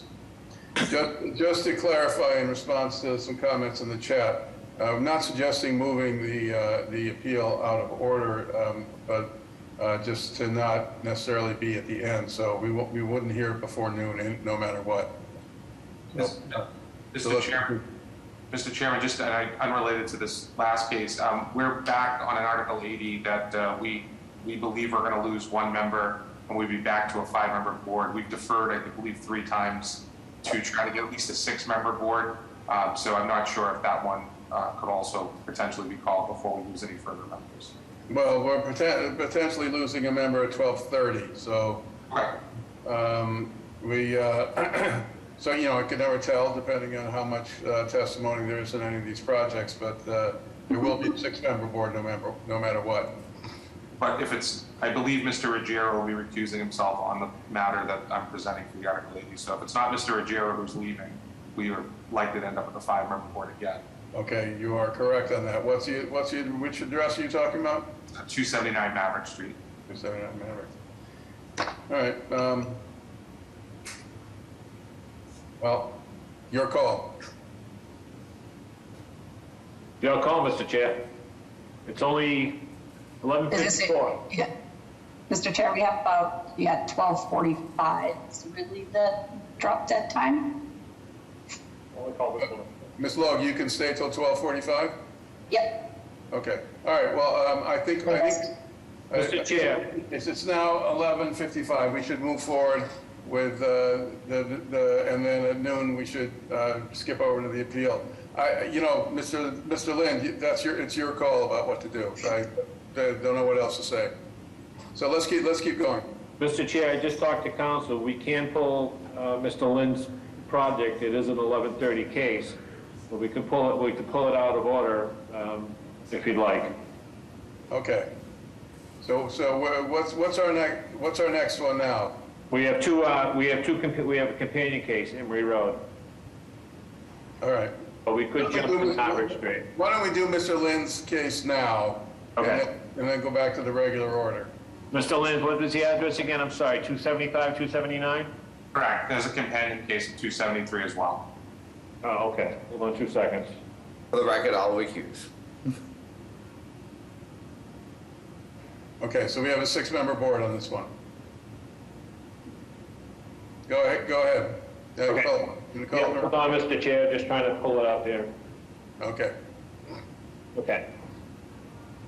Following the first two cases for 11:30, case BOA 114-4072, 273 Maverick Street. There's a companion case BOA 114-4075, 275 to 279 Maverick Street. This is for 273. Just to give 3,400 square feet of land from the existing 8,000 square foot parcel to be combined with 275, 279 Maverick Street. This parcel now will contain 4,600 square feet with a pre-existing multifamily dwelling. There's no work to be done. Violation of Article 53, Section 9, the additional lot area is insufficient. Article 53, Section 9, the floor area ratio is excessive. Article 53, Section 9, usable open space is insufficient. The 275, 279 Maverick Street, the proposed construction of a 5-story mixed-use structure of 12,400 square feet of land containing 36 residential units, ground-level retail, and off-street parking for 23 vehicles. This is combined subdivided lots with existing 9,000 square feet with 3,400 square feet and an adjoining parcel of 5,267 square feet. The lot will now contain 12,400 square feet. The violation is Article 53, Section 8. This is forbidden in an MFR 3F 2000 subdistrict. Article 27T-5, this is in the East Boston iPod. Article 53, Section 56.5, parking maneuverability. Article 53, Section 56, off-street parking loading. Article 53, Section 9, the additional lot area is insufficient. Article 53, Section 9, the floor area ratio is excessive. Article 53, Section 9, the building height is excessive in stories. Article 53, Section 9, the building height is excessive in feet. Article 53, Section 9, the usable open space is insufficient. Article 53, Section 9, side yard is insufficient. And Article 53, Section 9, the rear yard is insufficient. Name and address for the record, please. Good morning, Mr. Chairman, members of the board. Thank you for taking me out of order. Richard Lintz, 245 Sumner Street, East Boston. On behalf of the petitioner with me, I believe we have Tim Laranger. If we could make him a panelist as the project architect. If we can just scroll back quickly, one more slide back, please. If we can go to the overview, perfect. So, Mr. Chairman, we're excited to be before the board today on this project, which was subject to Article 80 and is the product of about 3 years of community process that we've gone through to redevelop what is an existing parking lot that's been used essentially for parking lot and storage of vehicles. This proposal would bring a new 32-unit mixed-use building with ground-level retail. I know the notice did say 36, but through the Article 80 process, we've agreed to reduce the number of units down to 32 residential units and 18 on-site parking spaces, which are arranged with stackers. There will also be an additional 4 surface parking spaces located directly to the side of our building. Mr. Chairman, this site is located in the Coastal Flood Resiliency Overlay District. Although it's not in a flood zone, we are in compliance with Article 25A for the design of this project, so that we'll have all of the features and elements that are necessary for the new design requirements under Article 25A. As indicated in the notice, this will result in a project that will combine a portion of lot at 273 Maverick Street with the existing lot to create a new 12,400 square feet of area. Our lot width is about 110 square feet, well in excess of the required lot width under Article 53. If we want to jump down to page 5, I believe we do have a rendering of the building as most recently reviewed with the Boston Planning and Development. One more page, please. I'm sorry, page 6. There we go. As you can see here, one of the things that we were looking to do is take into consideration some of the context, the built-up context around that section of Maverick Street. The building located immediately to our left is 287 Maverick Street. That was a multifamily residential, mixed-use residential project that was approved by the board about 4 years ago. It has been completed and sold. Each of those units have been sold as condominiums. Our project proposes a rental program for the building. In addition to the required IDP units under the city's IDP policy of 13%, we are actually proposing an additional IDP unit, bringing our number closer to 16%. All of the units would be 70% AMI. And I do have a breakdown if the board requires it to show what the specific units are.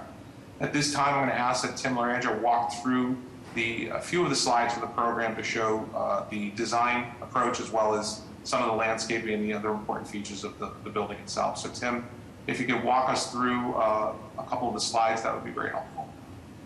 Thank you, Richard. Tim Loranger with Embark for the record. So just looking at the rendering here from Maverick Street, one of the main things we wanted to do was kind of replicate the scale and proportion of the development at the adjacent development to 87 Maverick without kind of duplicating the aesthetic of it, so it didn't look like it was just one big development. And 287 Maverick itself kind of picks up on the proportion and rhythm of the typical kind of 3-unit, 3-story building along Maverick Street. So we kind of matched that but changed the material. And if you look at the kind of right corner of the building here, we mimicked that 3-story masonry datum of 273 Maverick Street to kind of anchor the corner of the building and kind of define the two edges of that access drive here on the right side of the screen. And then use that masonry kind of throughout the kind of main face of the building. From there, we kind of step back and have a 85% as the main body of the building with an additional material change at the 4th and 5th floor to kind of, as it sets back, to kind of reduce the kind of visual presence of those upper levels. You'll also notice at this ground level we have a substantial amount of storefront at the retail space there that kind of activates the street edge, and some additional new street trees and kind of bike storage for visitors along that street front that I can go over a little bit more detail on some of the landscape plans. So if we go to the next slide. So this just shows the site plan here. There is an existing curb cut and kind of vehicle access to some existing parking to the rear of 273 Maverick Street. So we're picking up off of that, utilizing as a kind of shared access drive for the two buildings. So you enter the garage itself kind of from the left side of the building here, kind of midway down. The garage has single-sided parking where we're utilizing the stacker system. And then it has no presence on the street itself. So the street itself will be the lobby for the residents, and then about 775 square feet retail space. To the rear of the building, we're maintaining a 26-foot setback, which will be landscaped for usable open space for the residents, and then have some kind of larger plantings as well to offer kind of a visual screen to the rear butters on Maverick Street to the rear of the building. So if you can keep scrolling. So this is just a little bit more detail on that kind of street condition where we're maintaining more than 5 feet for the pedestrian zone, but also offering kind of a pavement chain that defines the visitor bike parking and offers an area for the street trees there. And then there's also another kind of paver change and setback where we have the entrances to lobby and retail. If you keep scrolling.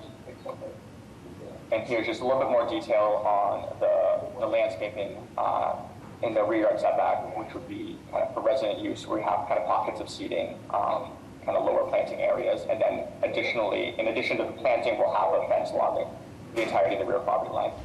This is an example here in the top right photo. If you keep going. Here's just a section. We did a lot of work with the butters on Everett Street to kind of create what that setback would be, what the plantings would be, how the balconies would work. So the units to the rear of the building, which we'll get to when we get to the plan, do have balconies. And we're going to plant the trees at a minimum of a 20-foot, so fairly large new planting that would then mature to kind of screen out those balconies and offer that visual buffer. Keep going down here. So here's just kind of the architectural first floor plan showing those 17 stackable spaces with additional accessible space. We also are showing bike parking within the building, within the garage, that's accessible both through the garage or through the rear yard setback, and then that retail space at the front. Typical, so we're 32 units. The second, third, and fourth floors are identical with 9 units each. Combination of 1, 2, and 3 beds with 1 studio. Every unit has a exterior deck except for the studios. The total matrix is 3 studios for an average of 455 square feet, 17 one-beds with an average of 700 square feet, 9 two-beds with an average of 940 square feet, and 3 three-beds with an average of 1,125 square feet. So you notice that kind of row of one-beds along the rear that each have those private decks. If you keep scrolling, the 5th floor has setbacks on every side and a consolidation of units into some larger ones, mostly 2 beds. And then just looking at the elevation here, we've matched the height of the development at 287 Maverick, so we're at 59 feet 6 inches. And then this is the kind of west elevation there along that driveway. So looking at the kind of garage entry here at the center of the building, you can see some of the storefront in the corner there. We have the retail, and then an enclosure for trash and recycling that's easily accessible. And then here's the rear yard setback with those private decks. Thank you, Tim. Mr. Chairman, Tim did not mention it. This also does include 40 bike parking spaces. We have 34 residents and 10 for guests. That is located internally and able to be accessed from the rear landscape area. With respect to the proposed floor area ratio, we are at 2.56. And the height of our building is a total of 59.5 feet. Our front yard setback is a modal setback consistent with the design recommendations through the Article 80 process with BPDA. As we mentioned, our rear yard setback is at 26 feet, which is something that we work very closely with our direct abutters to our rear, which are along Everett Street, who I believe are here to speak on the project.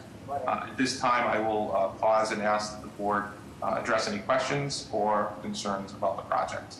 So there are 36 units in a rental program. How many of the units are affordable? There's actually 32 units, Mr. Chairman. We did reduce that through the Article 80 process. A total of 5 IDP units will be set aside. 5. Okay, and are they evenly divided between the different studio, 1-bedroom, 2-bedroom, 3? That is correct. Based upon the matrix of units, the same percentage, based upon our percentage of units, is the allocation for the IDP units. And as I mentioned, they're all 70% AMI. Okay. And in terms of the rear, you've got the decent sized setback. Is there, it kind of looked, I couldn't quite tell, it looks like there's programming back there for the residents. Is it patio space? What is it exactly? We could jump back to slide 6, I believe, and I'll let Tim walk through a little bit more. So there is some outdoor patio space. It is active, or at least able to be activated for seating. I think we'll just go forward one, please. Yeah, so we do have some opportunity for seating and active space in the rear. And again, very, very generous landscaping with mature trees that were specifically requested by direct abutters. Okay. How are the drawings, Mr. Raza? Mr. Chair, the drawings are adequate. Can you just confirm again, please, how many bike racks you have, how many bike storage you have? 30 for the residents and 10 for visitors, a total of 40. Okay. On your plans, I only see 24 two-tier and then 6 U-racks. I'm counting 30 versus 40. Where are the visitors? Tim, if we could, can we address the visitor spots? Yeah, that includes the spaces at the front as well. Okay, so they're looking for, okay, yeah. Thank you. Thanks. Any other questions, comments from the board? Mr. Hampton, what is the position of the BPDA on this project? Thank you, Mr. Chairman, members of the board. We are recommending approval with continuous design review on this. It was an Article 80 project, and our board had voted unanimously to approve it. Okay. Anyone here to testify either in favor or in opposition to the project? Yes, good afternoon, Mr. Chair, members of the board. Natalia Benitez with the Mayor's Office of Neighborhood Services. The community process for this project was conducted by the BPDA, for which they hosted 2 community meetings, one in November 2021 and a second one in April 2022. The project was also presented to the Gulf Street Citizens Associations on multiple occasions. Ultimately, the project gained good support from abutters and community members. Our office has received five letters of support from direct abutters and 19 letters in opposition. I'd like to point out for the board that 6 of said letters come from New Hampshire residents and 12 from the broader community, and only 1 from an East Boston resident. At this time, our office would like to refer judgment to the board. Thank you. New Hampshire residents. That's both the support letters come from out of state or the opposition No, letters? the opposition letters are coming from out of state. All the support letters that I have are from abutters and direct abutters. Thank you. That's And we have, Mr. Chair, we have those letters that the mayor's office is making on. Okay. I'm curious as to why anyone from New Hampshire would weigh in on an East Boston project, but who knows? Anyway, any other testimony?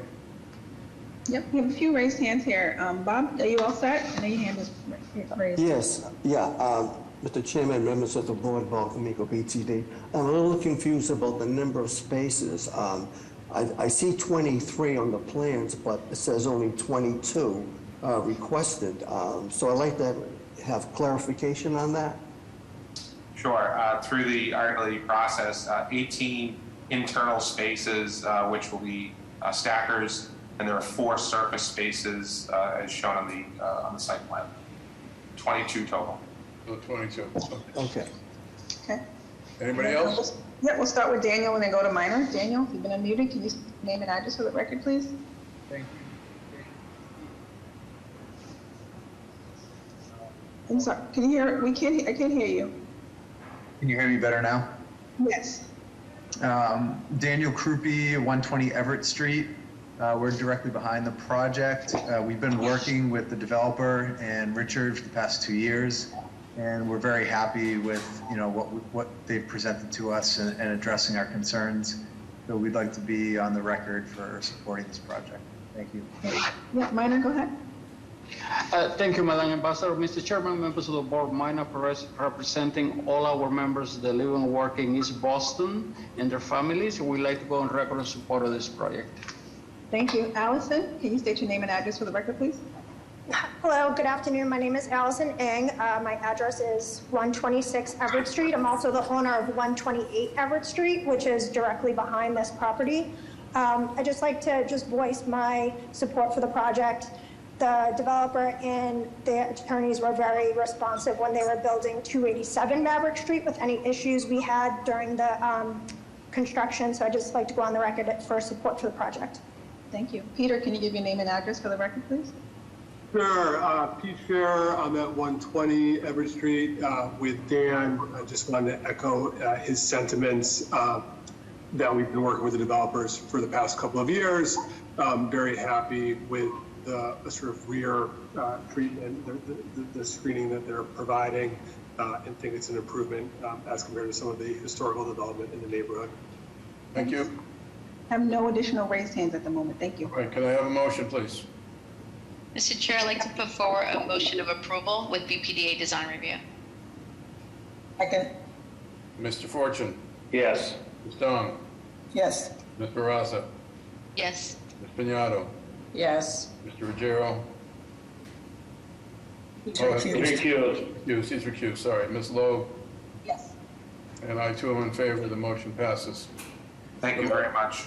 All right, if we can move on to the appeal case, I think that would be appropriate, and then we can have the full board here. That's what we're doing, Mr. Chair. I'm going to go for the rehearing of the 12 o'clock case, calling case BOA 1173599, 535 to 537B Washington Street. This is a change of occupancy to retail cannabis establishment. The violation is Article 51, Section 16. The retail cannabis establishment use is conditional. Name and address for the record, please.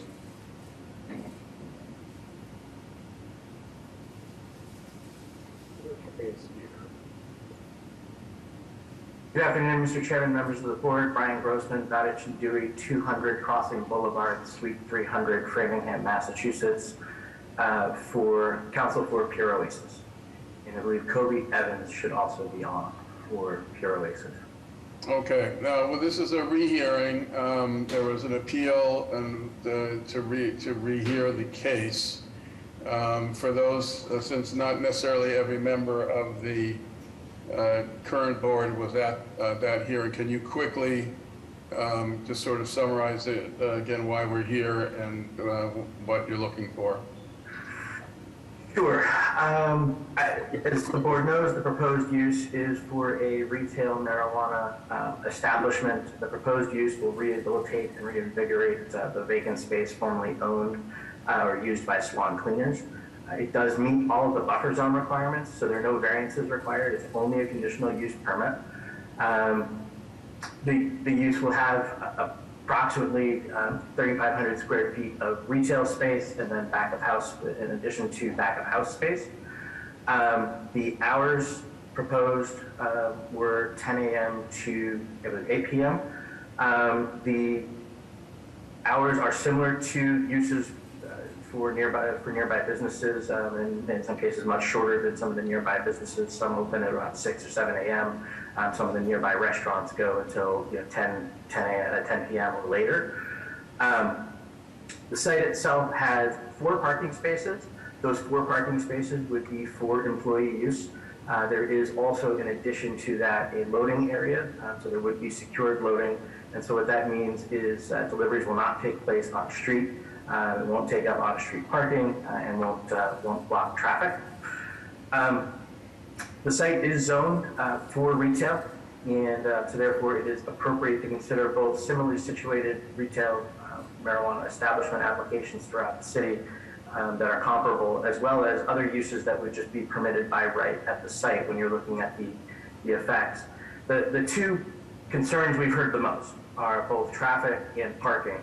And we may compare the proposed use compares favorably on both fronts with both uses that were similar uses and applications that have been proposed throughout the city for other retail marijuana establishments, as well as other retail uses that could just be made at the site by right that would not require board review or other review as well.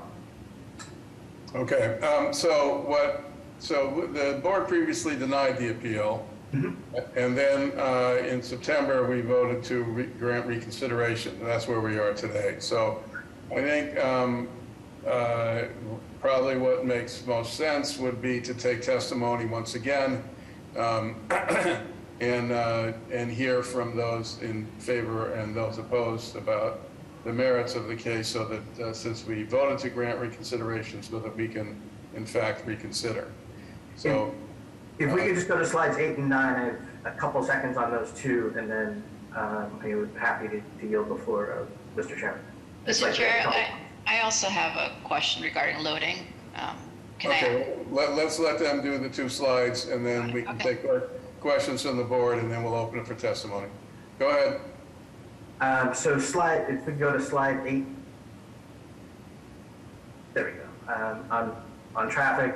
As noted on the slide, the proposed use at peak times would result in a potential increase of less than 5%. The expert reports submitted concerning both parking and traffic demonstrate that there's no serious hazard to vehicles or pedestrians. There's going to be no adverse effects on parking and traffic. That both the parking inventory and traffic volumes are adequate. As noted on the slide, the project will have minimal effect on vehicle delay for Washington Street and nearby intersections. The area is not a dangerous intersection or hotspot for accidents. Shown on slide 10, there are only 4 accidents at Washington Street and at the Fairbanks intersection since 2015. So not even in the last year, but since 2015. If we could go to slide 9. During the peak times, there are approximately 124 parking spaces available in the immediate vicinity. Only 15, approximately, during those peak times would need to be occupied by Pure Oasis customers. And again, this parking demand is very comparable to other uses that are by right that could be located at the property without any review by the city, and particularly the ZBA. One last thing, Mr. Chairman. One thing that was mentioned at the very end of the last hearing was potentially a condition about coming back in a year.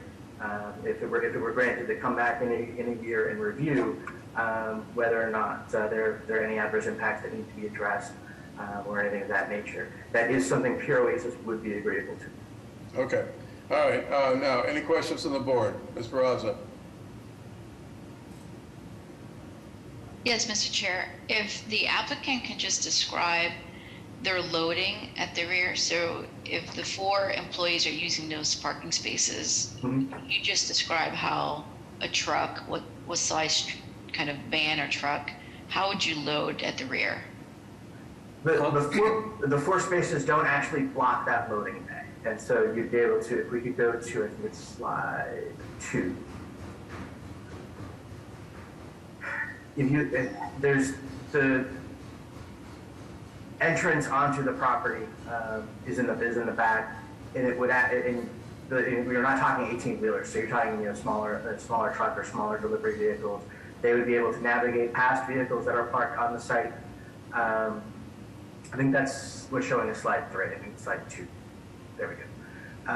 And so you can see at the top there the 4 spaces that are labeled, and then right there in the middle on the left is the loading area loading dock. And so the delivery vehicle would be able to maneuver past parked cars into that loading area and then back out without the need for reshuffling of cars or anything of that nature. You're muted, Ms. Barraza. So the 4 cars would be stationary that are parked, but Correct. The space is adequate enough to have a loading van stationary to unload the merchandise, and then they're just blocked basically. It's landlocked at that point.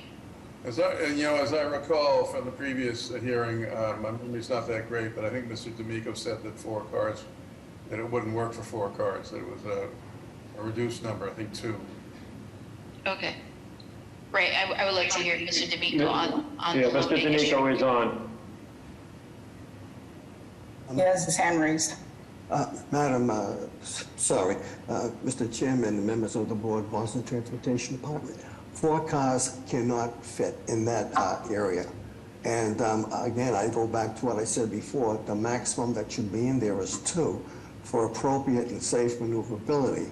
And I'm still confused how the loading vehicle is going to go in there without being affected by the vehicles parked on that lot.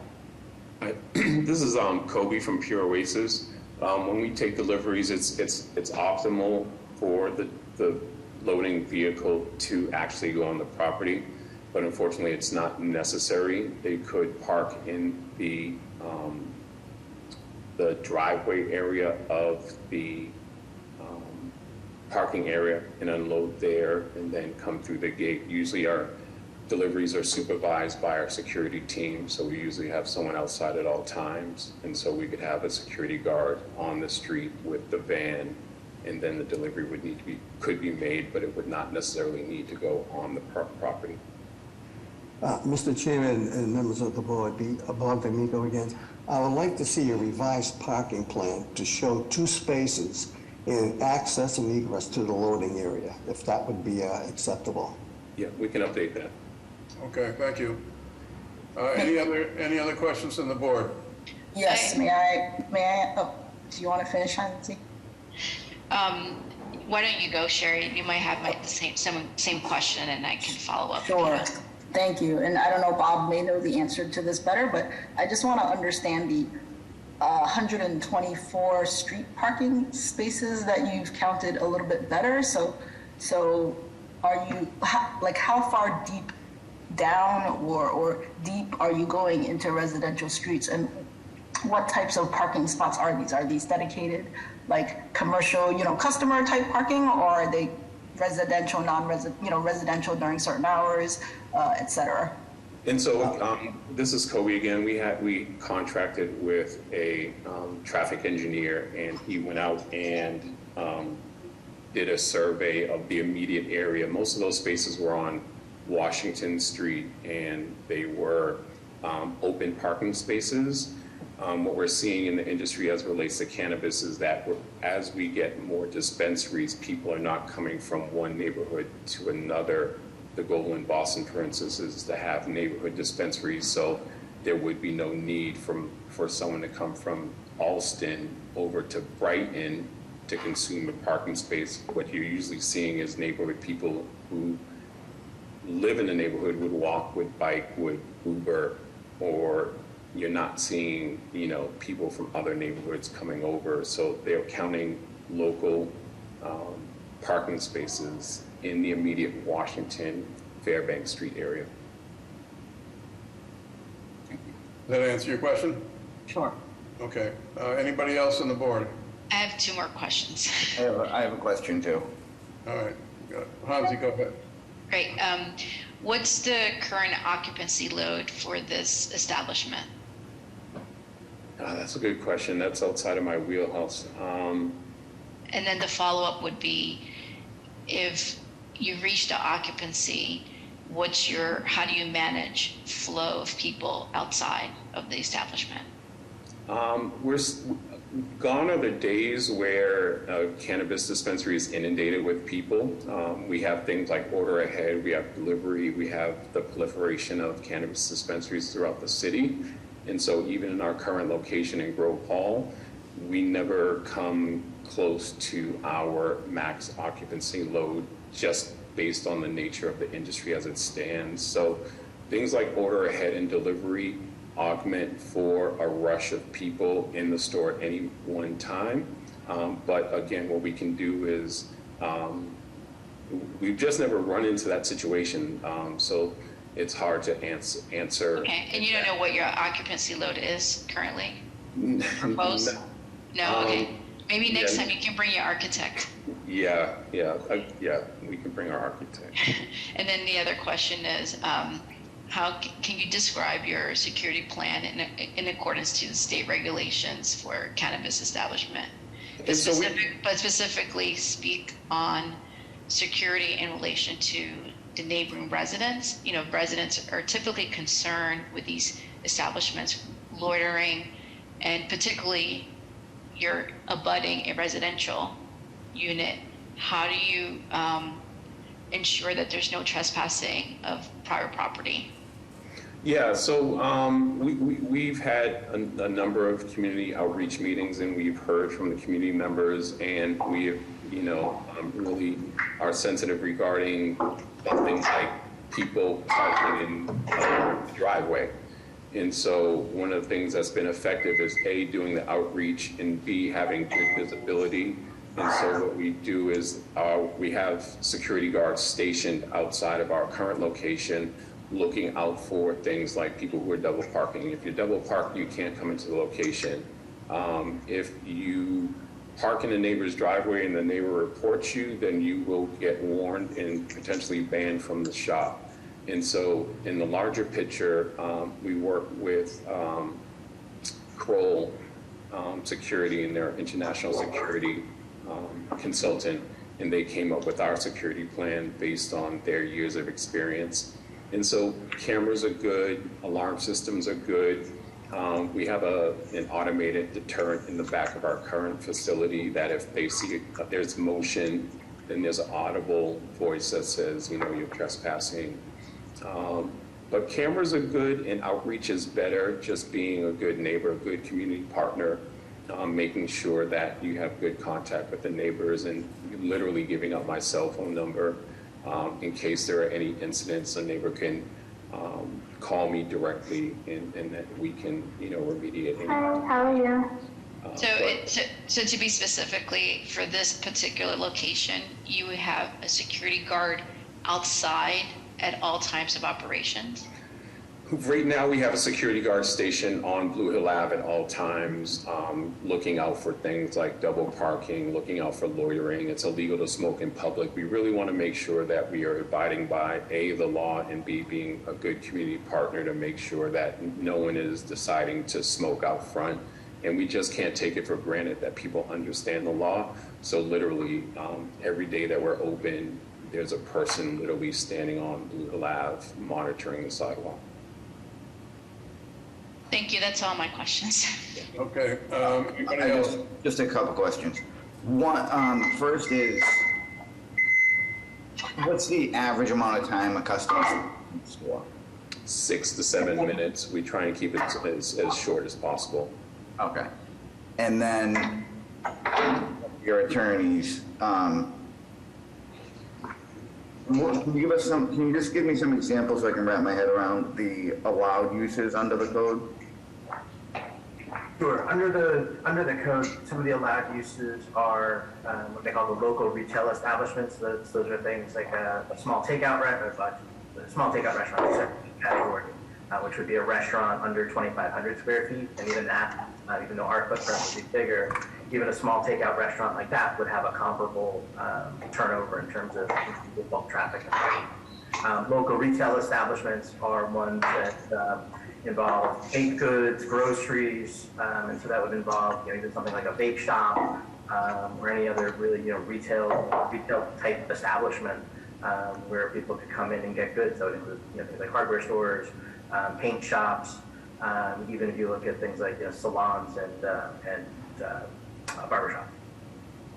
Thank you. Okay. I think we're going to, let's turn to public testimony. Is anyone here to speak? Let's do in favor first and opposed next. Mr. Chair, do you want to hear from elected officials first, or? Yes. Sorry. Mr. Chair, members of the board, Connor Newman with the Mayor's Office of Neighborhood Services. At this time, the Mayor's Office would like to go on record on opposition to this proposal. As we've testified before, we've heard from another residents for community meetings with concerns related to pedestrian safety due to the layout of the intersection, increased congestion on a major artery that connects this neighborhood with the rest of Allston-Brighton, as well as concerns with the proximity to residences next door. We received 90 letters in opposition, mostly from direct abutters. Opposition expressed from the Neighborhood Civic Association, the Brighton Allston Improvement Association, as well as the local state reps, State Rep Michael Moran and State Rep Kevin Honan. We do also want to notice, though, that we received 200 letters in support that were submitted by the applicant. The board should have access to all of those letters that we spoke of. The board, we're in opposition. Mr. Chair, Secretary here, we do have those letters that the Mayor's Office just spoke of. Anybody else? Any other elected officials? Or representatives, elected officials? I believe State Rep Michael Moran has his hand raised, but he's as an attendee. Okay, attendee, yep. Okay. Oh, okay, there we go. Moran, go ahead. I sent a request to unmute you. Hello? Yep, go ahead. We can hear you now. Go ahead. Oh, it's always an adventure with me on Zoom, but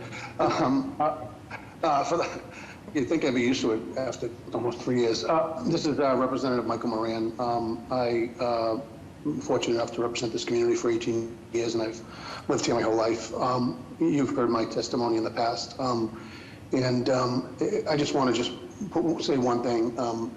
In this community, we have endorsed and supported marijuana establishments, and we've been against some, and they've just purely been based on the merit of the location and whether it fits with the community around it. And this one is in a real tough spot with I mean, I don't want to get into the parking situation, but I will just say this about what the gentleman said, is that 124 spaces on Washington Street, when you consider loading zones and you consider fire hydrants and you consider handicap spots and bus lanes and bike lanes, I have no idea how far you would have to go up Washington Street to get to 124, but I'm sure they have a reputable transportation group that will claim that. But I can just tell you as a resident, I hope that the board, now I think this is the third time they've considered this. I hope the board would be consistent with what they've done in the past and support myself and Kevin and the mayor and the community in saying that we're not against marijuana in our community and retail marijuana, but in this location, it just doesn't fit. And I hope that the board would confirm that again at the end of this committee. Thank you for allowing me to testify. Thank you. All right. Any other electeds or representative elected? Okay, so to open up to the public. I don't know how many raised hands there are. I don't want this to go on forever since we have heard this multiple times already. Okay, I'll start with William. I know you're direct about it. Can you state your name and address for the record, please? Yes, can you hear me? Yes. This is William Shuker. I'm at 539 Washington Street. All right, please, to everybody who's going to speak, restrict your comments to things that have not been said already. Yes, I will. I'm right next door. I'm only 30 inches away, narrow, dark alley between our buildings. I'm quite concerned about security issues. But one of the things I want to really bring up is that a very persuasive argument that Pure Oasis has brought up and was followed up by a board member is that this should be approved because if not this, well, something else will go in there. And I think that's not a valid argument. I think it should be dismissed because we're looking at this case. We're not looking at what might be down the road, whether it have more traffic or less traffic. We're looking at the specifics of this with the security issues, the traffic, the parking, the opposition from the neighborhood. So please, I urge the board to please dismiss any argument that this should be approved because hey, something else will just go in there. And I thank you very much. Thank you. Thank you for being brief. Yep, LB, 19, go ahead. Can you say your name and address, please? Yes, can you hear me? This is Leanne Brandon. I'm at 19 Langley Road, a neighbor. I don't want to rehash the parking, but I would like to find one of those 124 spaces when I come home in the late afternoon. There are no spaces. The other thing I would like to say is that the neighbors have also, 90 neighbors within several blocks of Pure Oasis's prospective site have signed a petition against it. And I just hope the board will pay attention to the mayor's office, to our representatives, and to the neighbors who have to live right next door to this place. I beg you to listen to the community. Thank you. Thank you. Edmund, can you state your name and address for the record, please? Can you hear me? Oh, yes, I'm sorry. Just unmuted you. Go ahead. Okay, yep. There we go. Hi, my name is Edmund Alcock. I am counsel for William and Ed Shuker, who live at 539 and 541. Okay, Mr. Shuker has already testified. Okay, Annabella, go ahead. Chairman, members of the board, Annabelle Gomes from the Brighton Austin Improvement Association. We'd like to go on record again opposing this proposal with the concerns of traffic, parking issues, and the use itself will attract a lot more traffic to the area than a dry cleaners would, or some of the local restaurants that would have a longer time period for the customers, not a 6-minute turnover. So we'd like to stay on record opposing this proposal. Thank you. Sheila, do you want me to keep going, Mr. Chair? There's about 2 more hands. How many more? I mean, I am concerned that I think we're going to lose one of our members very soon. So I would like to keep this. How many raised hands are there? 2 more at this point. All right, let's go. Let's do them quickly. Yep, Sheila, go ahead. Hi, this is Sheila Gleason, 551 Washington Street, and a butter just up the road. And I would just like to put my opposition on record again There is no parking on the street. 124 spaces was found during the pandemic when basically everybody had moved out of town. But there is no parking there anytime now. I try to get out of my driveway after 6 p.m. and there is always somebody blocking it. Always. Not sometimes. Thank you. Okay, Eleanor Casper lastly. Eleanor, I sent a request to unmute you. I have some connectivity issues. I'll go to Edward. You've been unmuted. Go ahead. Yes, my name is Edward Chocare. My wife, Caitlin Johnson, and I own 541 Washington Street. And we strongly oppose this request for a conditional use permit. Of the many issues, in the sake of time, I'll just focus on one, and that has to do with the one that is cannabis store. It's not just any local retail business. Oak Square is largely a residential and village-like environment, but the presence of a security guard on the street, the added lighting, and the lack of windows on the applicant's building front, it doesn't fit, and it detracts from the visual character of our community's pedestrian-friendly streetscape. That's just one of the issues, but it's not just any retail store. Okay. Doesn't fit. Thank you very much. I'll set with the. All right. Well, let's move to the let's move to consideration of the board. Any further comments or questions on the board? If not, I would entertain a motion. Mr. Chair, can you just, for the record again, how many letters are in opposition, how many letters are in support? Mr. Fortune? It's hard for me to count every single one of them, to be very honest with you. We have letters of support and opposition. We don't have on record the total of support and total of opposition. They don't total them up for me. I'd have to count every one singly. We do have letters of opposition, we do have letters of support, and basically the comments of the mayor's office is basically what they had is what we have. I think if you're asking for numbers too, it'd be useful, similar to the other case, to know whether they're local or not. Again, which we don't know. Yeah, exactly. Thank you. Right. The applicant mentioned they had 200 support. Did I hear correctly? That would probably be correct. Yeah, there are 4 folders in this office. Okay, and then there was a chat that mentioned about 100 and I don't know. I don't think we're going to get an exact count. Okay. I think both sides have done a good job in terms of generating letters of support. So I think it's time for us to move forward.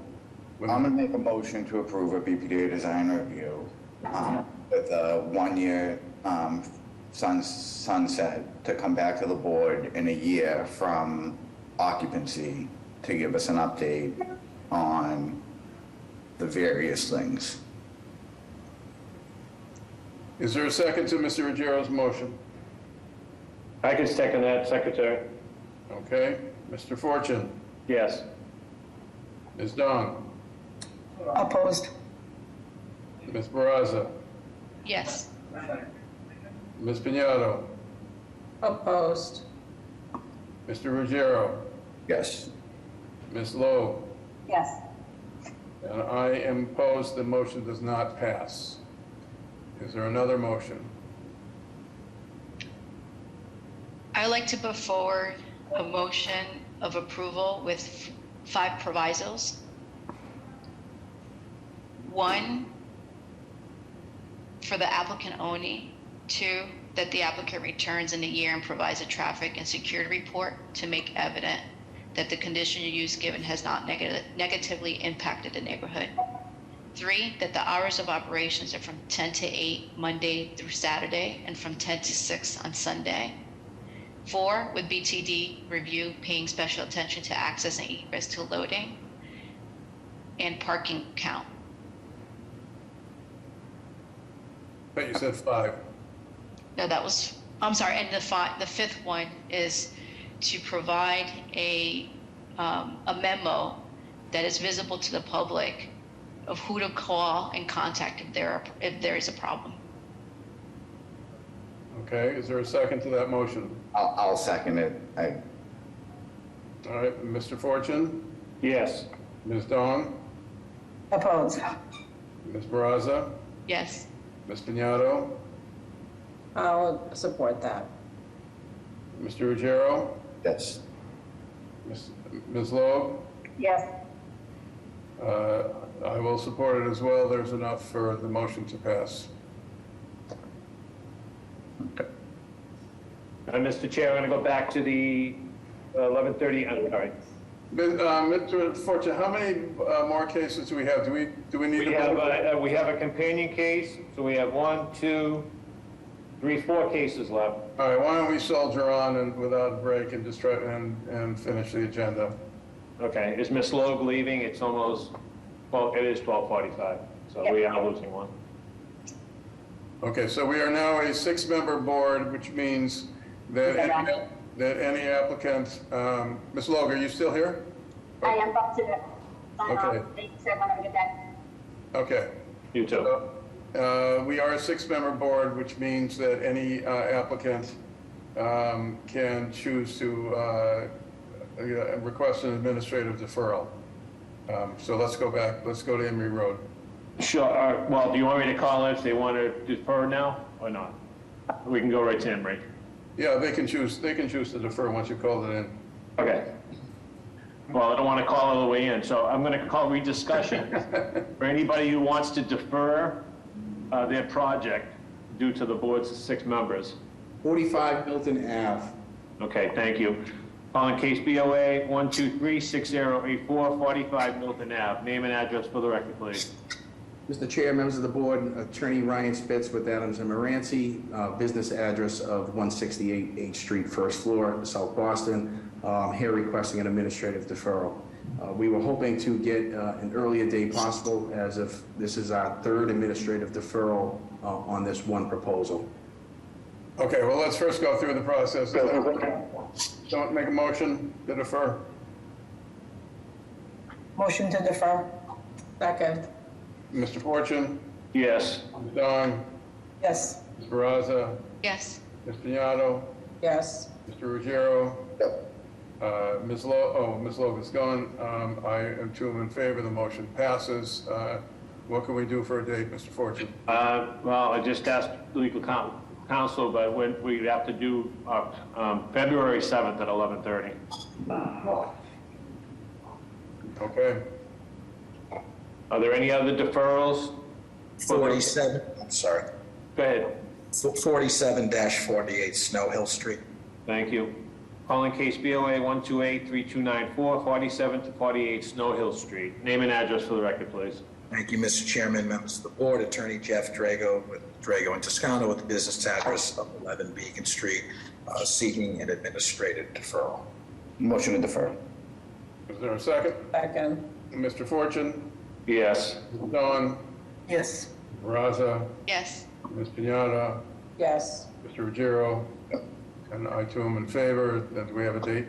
That date is also February 7th at 11:30. Thank you. Are there any other deferrals? Okay, hearing none, we'll go right to Emery Road. Calling case BOA 1296381, 49 Emery Road. There is a companion case BOA 1296380, 49 Rare Emery Road. This is for 49. This is no work to be done. This is to convert the bond to a single family, the 2 dwelling structures on 1 lot. This is one of 2 buildings on 1 lot. Violation Article 51, Section 9, open space is insufficient. Article 51, Section 57.13, 2 or more dwellings on the same lot. And Article 51, Section 9, lot width is insufficient. And Article 51, Section 9, lot frontage is insufficient. This is for 49 Rare Emery Road.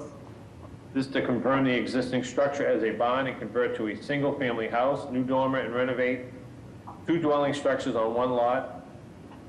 No work to be done. This is one of 2 buildings on the same lot. A violation Article 51, Section 9, open space is insufficient. Article 51, Section 57.2, an existing building alignment conformity.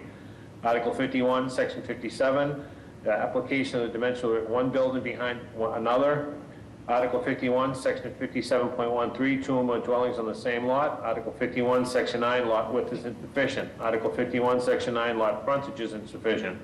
Article 51, Section 9, the front yard is insufficient. Article 51, Section 9, side yard is insufficient.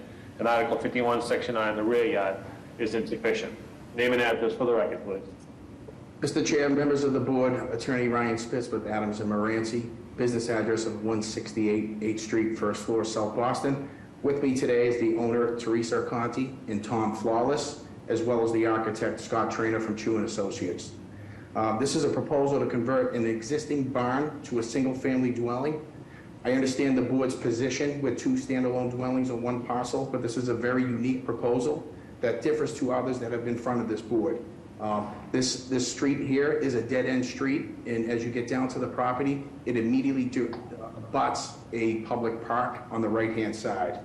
By way of history, this property has been family-owned since 1875. Well over 50 years ago, it is my understanding that the barn was to be a carriage house. The owners are here today to convert it to an actual dwelling.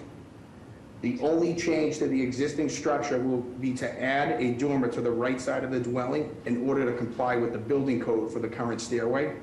As you can see from the existing condition of the premises, the layout was in fact designed as a dwelling, and the layout will not be changed. The proposal is located within a 3F 4000 subdistrict and is currently an existing two-family on a lot of approximately 6,306 square feet. The height of the proposed dwelling is 18 feet by 11 inches, and again, that proposed height of the dwelling will still remain in existence. The FAR, what we're proposing between the two is a 0.54. Existing is a 0.38. What is compliant is a 0.8. The square foot of the proposed lot is 987 square feet for that carriage house to be converted to a dwelling. The existing two-fam is approximately 2,400 square feet. We're also proposing to lengthen the actual curb cut from approximately 11 feet and 3 inches to 20 feet in order to meet the fire code access requirement. Violations, as previously stated, two or more dwellings on the same lot, application of dimensional, existing building conformity, lot width, lot frontage.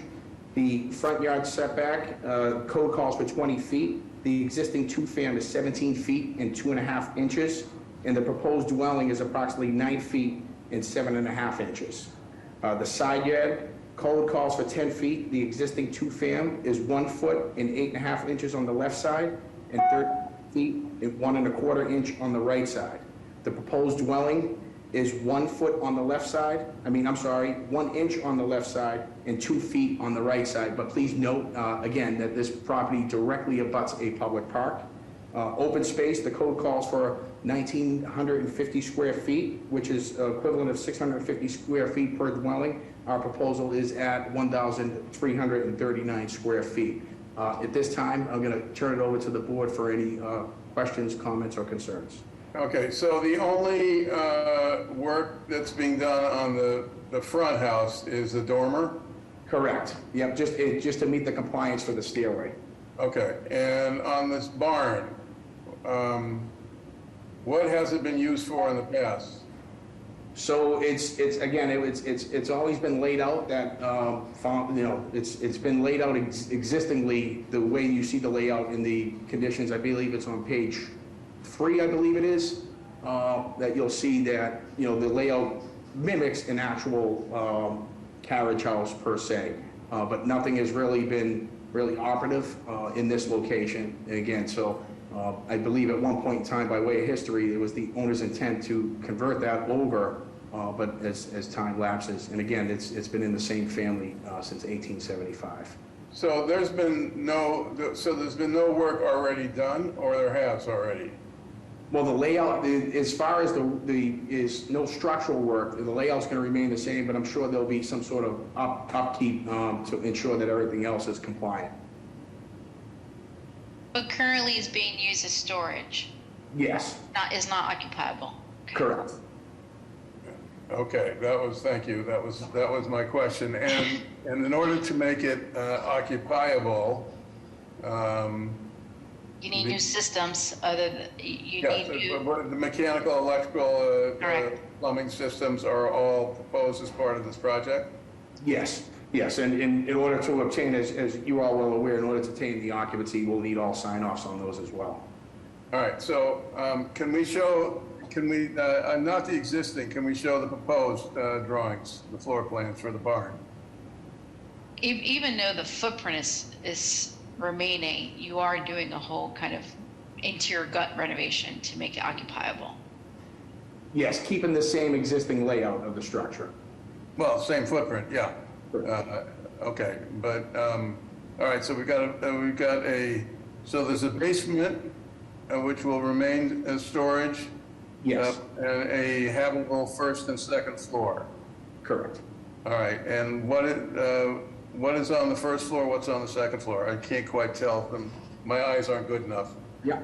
So on the first floor itself, you're going to walk in you'll have a dining room on the right-hand side. You're going to have an open concept kitchen, and then also you're going to walk into the living room. As you see the staircase on the right-hand side, the proposed second floor is where you'll have access to a 2-bedroom and 1 bathroom up there.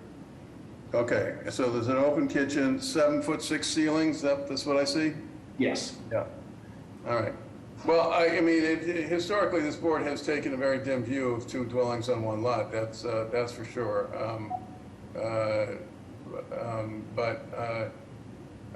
And then again, on the front building, the only change is the dormer.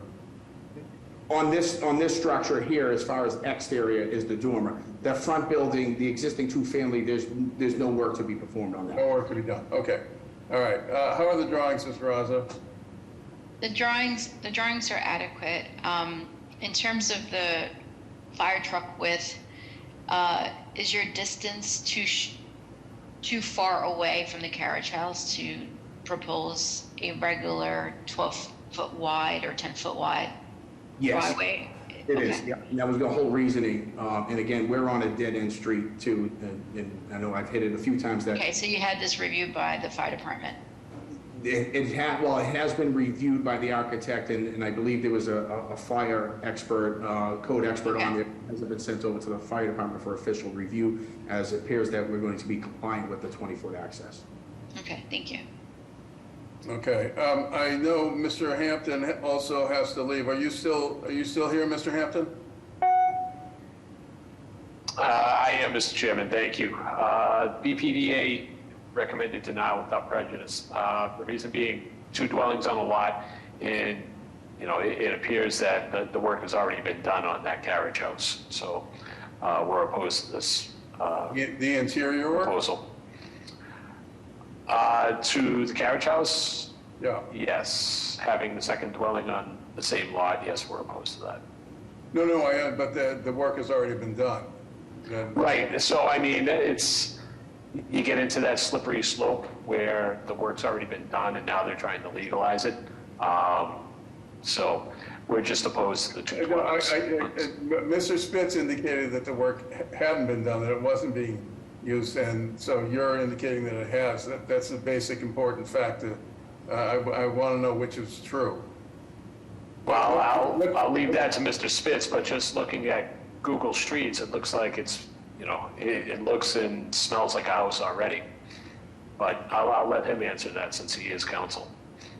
Yeah, so thanks, Jeff. So, as I did state, by well over 50 years ago is when this was actually rehabilitated, I believe. I'm not quite sure if there were permits pulled over 50 years ago, or even if we had the ability to go back and. No, let's not go. It's a simple answer to this question. The things that are shown right now on the proposed drawings by Chu and Company, have those been done? Yes or no? No. The proposed plans have not been changed yet.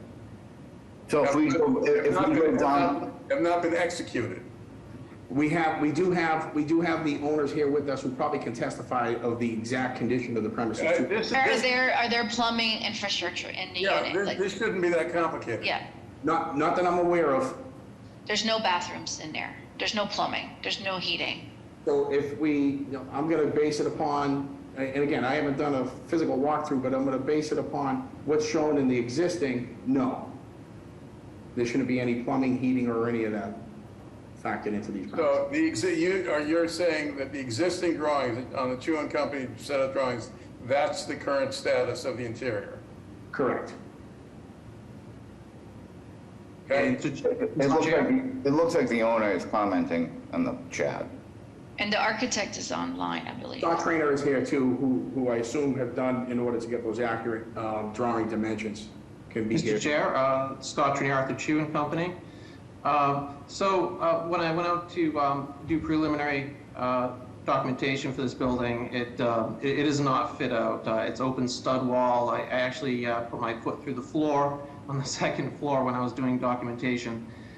So as of the date of when I started this project. All right. That's what we wanted to know. Thank you.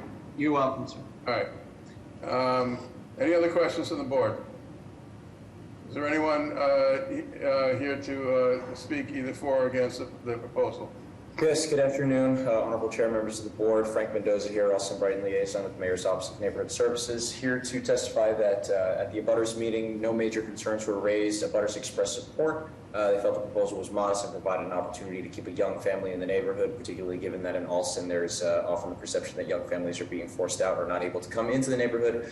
The applicant also had a constructive meeting with the ACA. The board should have a letter on file from the Alston Civic Association expressing support with the proviso that no building code relief be granted. The Brighton Alston Improvement Association also feels that the rear dwelling should have, the rear structure should be sprinklered. As usual, we defer to the judgment of the board. Thank you. Mark, do you have your hand up? No? Not, Tony? Yes, good afternoon, Mr. Chair, members of the board. Tony Gisadoro, representing the Alston Civic Association. We'd like to go on record in support. I would like to remind the board that at their previous hearing, we had another project a little bit similar to this on Waverly Street in Brighton, where we had an existing two-family home and the proponent wanted to build an additional two-family on the same lot. And this was completely investor-owned, and the board went ahead and approved that project. So here we have a situation where, yes, the structure exists, but obviously it's a gut rehab situation. And again, just to reiterate, these are long-term homeowners of Alston, a young long-term tenant who would like to remain in the community. So I just, in terms of precedent setting, I realize the historical nature of the board when it comes to two buildings on one lot, but as I said, on Waverly Street in Brighton, this board went ahead and approved a project very similar. So we would like to go on record in support. Thank you. Teresa, and then Annabella. Thank you. I just wanted to first confirm. Name and address for the record, please. Oh, sorry. Teresa Conti, and I'm the homeowner at 49 Emory Road. Wanted to just first confirm that there's no work that's been done there, nothing recently. And, you know, to add to that, I think that one of the reasons, you know, beyond the fact that we do want to create space for a young family has been said to stay in Brighton. The other issue is that there is work that needs to be done to this building. It's an old building. It really needs rehab. It's, you know, quite frankly, an eyesore in the neighborhood right now. So it would be nice to be able to put the resources into the structure and be able to give that a significant upgrade. It does about the Ringer Playground here, and I think that it would be a nice way of, you know, enhancing the neighborhood. Thank you. Thank you very much. Annabella? As a member of the board, Annabelle Gomes from the Brighton Alston Improvement Association. First, I'd like to go on record that I don't recall them presenting to the BIA, so I'm not speaking as a vote, but more should it, you know, we do want to support families, but should it be approved that the safety features from the fire department be addressed? It is a house behind a house, and that it be sprinklered so that the neighborhood is safe. It is a dead-end, narrow street. Thank you. Thank you. Okay. Yep. Lizzie? My name is Lizzie. Hi, my name is Lizzie Torres. I'm in a butter actually by 17 Emery Road. Along with my 3 other roommates, we would like to support this particular project. We have been able to live in this neighborhood because of changes like this in the past for the past 8 years. So we enthusiastically support this project and this family. Thank you. And then Lee? Hi, my name is Lee Nave. I'm a butter at 11 High Rock Way. I'm in support of this project. I've known Teresa for about 8 years now and been a neighbor for the last 3 years. This particular project, I think, is at a great location. It gives an opportunity for homeowners, a young family, to stay in the neighborhood. And the homeowner herself has lived there basically her entire life. And so this isn't, someone coming in to try to flip, make a new house to sell off or anything of that nature. This is a homeowner giving a tenant a new opportunity. So I think it's a great project and something that we should really look to as an example. Okay, thank you. Mr. Chair, Mr. Chair, members of the board. Mr. Chair, members of the board, Paul Sullivan for the council. Michael Flaherty, like to go record in support. Thanks. Thank you. Yep, Maura? Sorry, good afternoon. This is Maura McCrae from Councillor Braden's office. The councillor would like to go on record in support of this project. This typology of a carriage house in the rear is not uncommon in the neighborhood, and we believe it's inappropriate to make an apartment out of this type of house, given that it's safe for fire access. Thank you. Mr. Chair, Secretary here, we do have a few letters of support. We do have 1 letter of opposition, just opposed to the project. Okay, thank you. No raised hands, thank you. All right, can I have a motion, please? Mr. Chair, Mr. Chair, I'd like to make a motion of approval with 2 proviso. 1, with BPDA design review, paying special attention to a walkway path connecting the rehab structure and sidewalk. And 2, that no additional parking be allowed in this, for this proposal to allow preservation of open and green space. And the fire safety concerns, we don't need a proviso for that. That's gonna. No, because I think the width to have a fire truck is sufficient, but it is an economic burden. Okay. To put a proviso to put sprinkler, that should be up to the applicant. Okay. Okay, so Joe, is there? Yep. All right. Mr. Fortune? Yes. Ms. Dunn? Yes. Ms. Barraza? Yes. Ms. Piñato? Yes. Mr. Ruggiero? And I, too, am in support. 2 dwellings is an issue, but with the ADUs, I think that's something that the city is considering more expansively. So, motion passes. On the last case of the day, calling DOA 131-1763, 59 Falcon Street. This to erect a 4-unit residential dwelling with roof decks. The violation, Article 53, Section 56, off-street parking is insufficient. Article 53, 6 and 8, that's the MFR in a 2F zone is forbidden. Article 27T-5, this is an East Boston iPod. Article 53, Section 52, roof structure restrictions. Article 53, Section 57.2, conforming with an existing building alignment. Article 53, Section 9, the floor-to-area ratio is excessive. Article 53, Section 9, the building has excessive in stories. Article 53, Section 9, the building has excessive in feet. Article 53, Section 9, the side yard is insufficient. And Article 53, Section 9, the rear yard is insufficient. Name and address for the record, please. Good afternoon, Mr. Chairman, members of the board. Richard Lenz, 245 Sumner Street, East Boston, on behalf of the petitioner, Julia Sokol, with respect to the project at 59 Falcon Street. If we can scroll down, so that's a good place to start right there. So, Mr. Chairman, this property is located in the lower section of the Eagle Hill neighborhood of East Boston, as you can see here. We're looking over West Eagle Street as well as onto Falcon Street in the industrial area, located off of Condor Street towards the top of the screen. Our proposal would erect a new 4-unit residential dwelling. We could probably jump to the next slide on this one. On a vacant lot. The lot that exists presently is 2,430 square feet. It is a separately assessed lot. It is currently used for parking for a fee. Essentially, spaces are rented out in the neighborhood for people to have off-street parking. It is not part of any required parking for any of the properties in the immediate vicinity. It has remained vacant for quite some time. If we can jump to slide 5, I think that would be a helpful slide. So what we're seeing here is the existing condition. On the left side is a project that this board approved That is at 61 Falcon Street. Our proposal is pretty similar in size and scale as to what has been built at 61 Falcon Street. One of the features, very similar to the project at 61 Falcon that we are proposing, is a unit that would have ADA adaptability at the ground level. Unlike a lot of the buildings that do exist in this section of Falcon Street, they're all walk-up style units, so they have very limited ability to have accessibility options for the existing housing.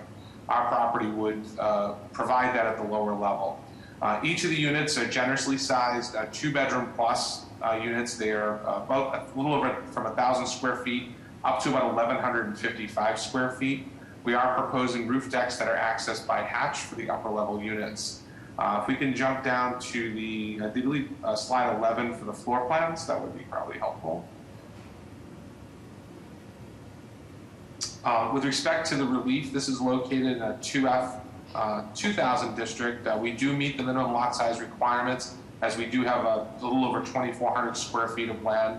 The minimum lot width of 25 feet is exceeded actually with this site at about 27.7 feet. We are proposing side yards, although we do request a variance for the left side. Our building is set at 1 foot off of the property on the left.